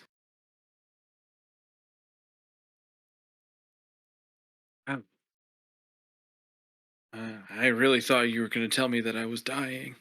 Well, once Okay. again, Mhm. But yeah. I mean, we're all not we're all dying yeah. today. I'm not dying. I'm not dying today, right? No, I hope not. You know, none of Yeah, us me are too. doctors, right? It's pretty. We're in a pretty dangerous spot of town, but you're in good company. I think we could You're help deliver him to a pretty- safe place. pretty rare and important enough to where I would probably resurrect you from death to deliver you somewhere. So He wouldn't do that for me. Had I less pressing matters at hand, I would honestly request to spend a few years' time with you to study with and learn what I can from you. Urzak, not in front of the children. Just looks around, is like, what fucking children? look at Zapdos. So sorry. I was gonna say peep up. People just goes like, He's just like. Also, I have to tell you, Peepup is your father. And that's where we'll end the session. And then Peepup speaks for the first time. My boy. He says, "I am the father." I can't wait until we take a long rest and like right before he goes to sleep, I'll just be like, if you ever use this for nefarious things, I will wipe your memory. Okay, Mr. Brackle. 40-year-old man telling Brackle, who is younger than him, Mr. Brackle. Yes, sir. Oh man. Man, who But would yeah, have thought those fucking worms? Oh, sweet. I would like to hopefully give inspiration to any of the people that thought up the ramp idea, Yeah, Yeah, I I was think gonna Brad and mention Billy. That was a great idea. and to the DM for that was sweet. Don't give him inspiration. He's gonna use it against us. That's Yeah, it. it's like you get inspiration, but you can only use it for Hargrave and Coil. That's it. Oh, I guess they're gonna turn on us. I will take that. I will take that, and I'll use it for probably Hargrave. I don't know how much battling Foil is gonna want to Dude. do. I thought real hard about whether to go into that cave or not, and I was not thinking about pursuing that thread because the last fucking cave Teth went into, it was an asshole. So I was okay with Brackle doing it. I will say, Yeah, like, the only reason I'm okay with Exactly, like doing that shit is because I have like 4 different ways to escape out of places yeah. and through Because what do you have? anything. Dimension door, far step, teleport, and I have, something else. yeah, teleport, dimension door. I have etherealness. Oh yeah. I have 2 Oh, etherealnesses because I have got one that. from the crystal that lasts for a turn, and then one that's the regular one. Yeah. And I think that's it. I mean, I guess I could do. No, I have to hit somebody. Technically, Steel Wind Strike if I hit somebody. Oh, Steel Wind Strike is such a cool spell, dude. And my Is that- and one of the Can't new. learn that. Is that your magical secret spell? Yeah. Yep, Okay. that one. It's a sick spell, dude. Counterspell is one of my secret ones. Fuck yeah. There's one that I haven't said what it is yet, and I just can't wait to use it because it's so fucking. Depending how I use it, it's so insane. A spell or an item? Spell. I can't wait to use some of the things from the items too. I have the armor on now. To get a chance to unattune and attune. I've been sitting on these items forever, and I felt like it would just be shoehorning if I was just like, oh yeah, you could, search the shop, but you know what you do see? A set of armor with scrolls all over it, Urzak.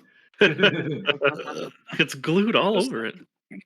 I'm gonna make this giant ooze that corrodes everything except for magic items.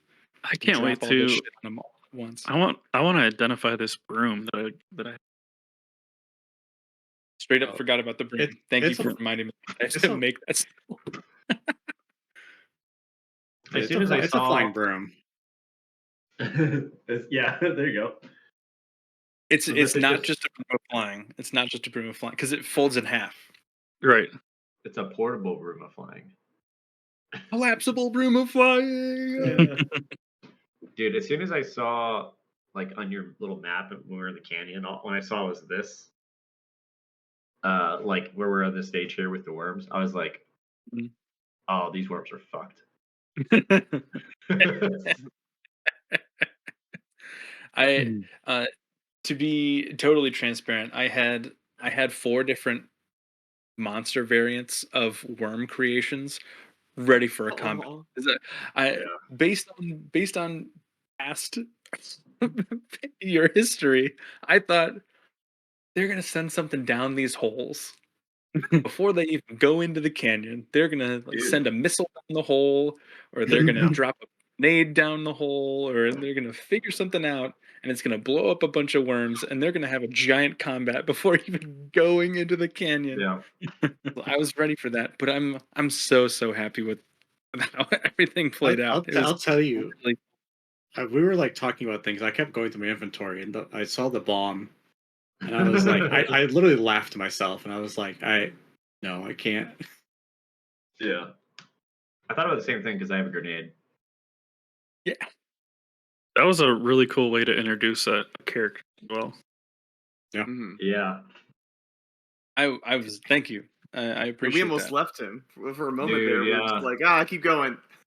I totally I put him in a cave because I was like, they just went in a cave and got fucked. So Uh-huh. I'm gonna put them in the place where they're least likely to go into, especially when there's like no barriers. Like you could just Right. run through the canyon and it's fine, and you wouldn't have had to burn all those spell slots because he would have just been there, holding his magic until he couldn't anymore. Yeah, so now we have a super awesome Weave Ward in the making as a ally. Yeah, hopeful ally for sure. I thought you did super well this whole session. I was specifically what I did the inspiration for you for was the lore about the Weave Wardens. I mean, that was Yeah, it's really cool. I thought that was Mm. so Thank neat. you. I have been so this is a full right. I'll post it in the general later when I can find the file. Um, I've been writing. This is a new class that I'm making and like play testing with a bunch of different people right now, and Cool. well, like for 5. I sent Billy some stuff about it too. We've talked Mhm. a little bit, but yeah, it's like an arcane support caster, and their big thing is um, renewing spell slots and linking with other casters on the back, so they can stand at the back lines and pump spell slots back to the casters up in the front lines, Hmm. and then like hold down aura spell, like AOE spells and stuff as they're doing that. So I don't have the balance quite yet, but Mhm. It takes now time. that there's a character in the world, hopefully I can tweak some things as we go and see. I can learn alongside Alder Coil. I feel like Vern's gonna have a big episode next week. Yeah. Is it going to be Vern's episode next week? Yeah, I for sure. I think It was a lot this of is a it was a lot of failing part. Urzak and me this time. Yeah, that's true. I feel like with the prologues, the last chapter, Vern's prologues in the back half, like led up to that final climax when he was Yeah. like, and I feel like I jumped the gun this time because you guys are not close enough to the orb for me to like keep Urzak's stuff going that whole time. So I feel like I did it out of order, but I think it'll be okay. Yeah, it'll work. It was like 3 or 4 weeks ago. I was like, I don't know. I think I'm gonna run out of stuff to talk about Yeah, before you we could- get to the point where it really counts. Yeah, I mean, you can also totally like postpone the prologues or put like bigger gaps between them. Or just start doing Um, random ones, like one per person, or ones that don't really have anything to do with anybody. If you have stuff like that. Yeah, pick a prologue Yeah. for like a random supporting character. We should like spin a wheel, and I want I want, yeah. to learn the backstory of someone on that first table where it has all those faces. Oh yeah, I could do that. It should really just be Peep Up. Yes. we need- Oh my god. We have to do a one shot with P-Pup. There origin are so story. many characters in this world now that I'm just like, you know, every city has so many NPCs. I feel like because I need different things for like to make every place function. And I was thinking the other day how much fun it would be to run a one shot just with NPCs. Like you guys just pick your favorite NPC and play a one shot with all the different characters across Azura. I would love it. Or have somebody else run it and I could play too. That would also be fun. I think Peep Up would be perfect for a heist one shot. Yeah, like Yeah. that's how he got caught. Like it was his last kind of like job. One I mean, last job. absolutely, he's an inquisitive rogue, right? I don't have a class picked out for him, but that he seems like that, or a mastermind, maybe mastermind rogue. Super cool. Yeah, a heist thing would be really neat. Heist one shot. I'm so I feel like I get overwhelmed thinking about heists. I feel like there are so many things that so many more things that Dungeon Master is responsible for. That just get It's a overwhelmed. giant puzzle. So Yeah, I feel like there's a ton of pressure to be clever, and that's not necessarily my strong suit in a pinch. Mhm. I like relying on social interaction because that's my bread and butter. But like having actual mechanical puzzles and like bleed effects and like alert effects, like whenever you guys fail saves, like the alert clock. Mhm. I would love to use stuff like that. I feel like I'm not well suited for that yet. I need to have more Not that guy. practice. Yeah, you gotta set more traps so you Yeah. get to use the fucking clock at all last time. Mm. I don't remember what the hell we did. Like I just made you What? guys too high of a level. Whisper just like Use my walked in, like I don't know if he just walked in and There you talked to the go. guy or like disguised himself as somebody or something. Like it was something just like not worried about it. The one thing was just, oh hey, there's people coming towards us. See ya. Hi. And then I just cast etherealness. Oh yeah, We're just like, see ya. yeah. Level 17 characters are you get pretty nutty. Oh yeah, it's like you can figure it out when you've done a long campaign together, so you understand it. But when you have to like literally do research and homework to remember everybody's thing, that's something different. Mm-hmm. There you go. Well, it was a fun session. Yeah. All right, guys. Yeah. He'll hop on and Yeah. just find us all gone. All right. See you guys. Next We'll week. figure See it you out. guys. All right, see ya. Good night. Bye.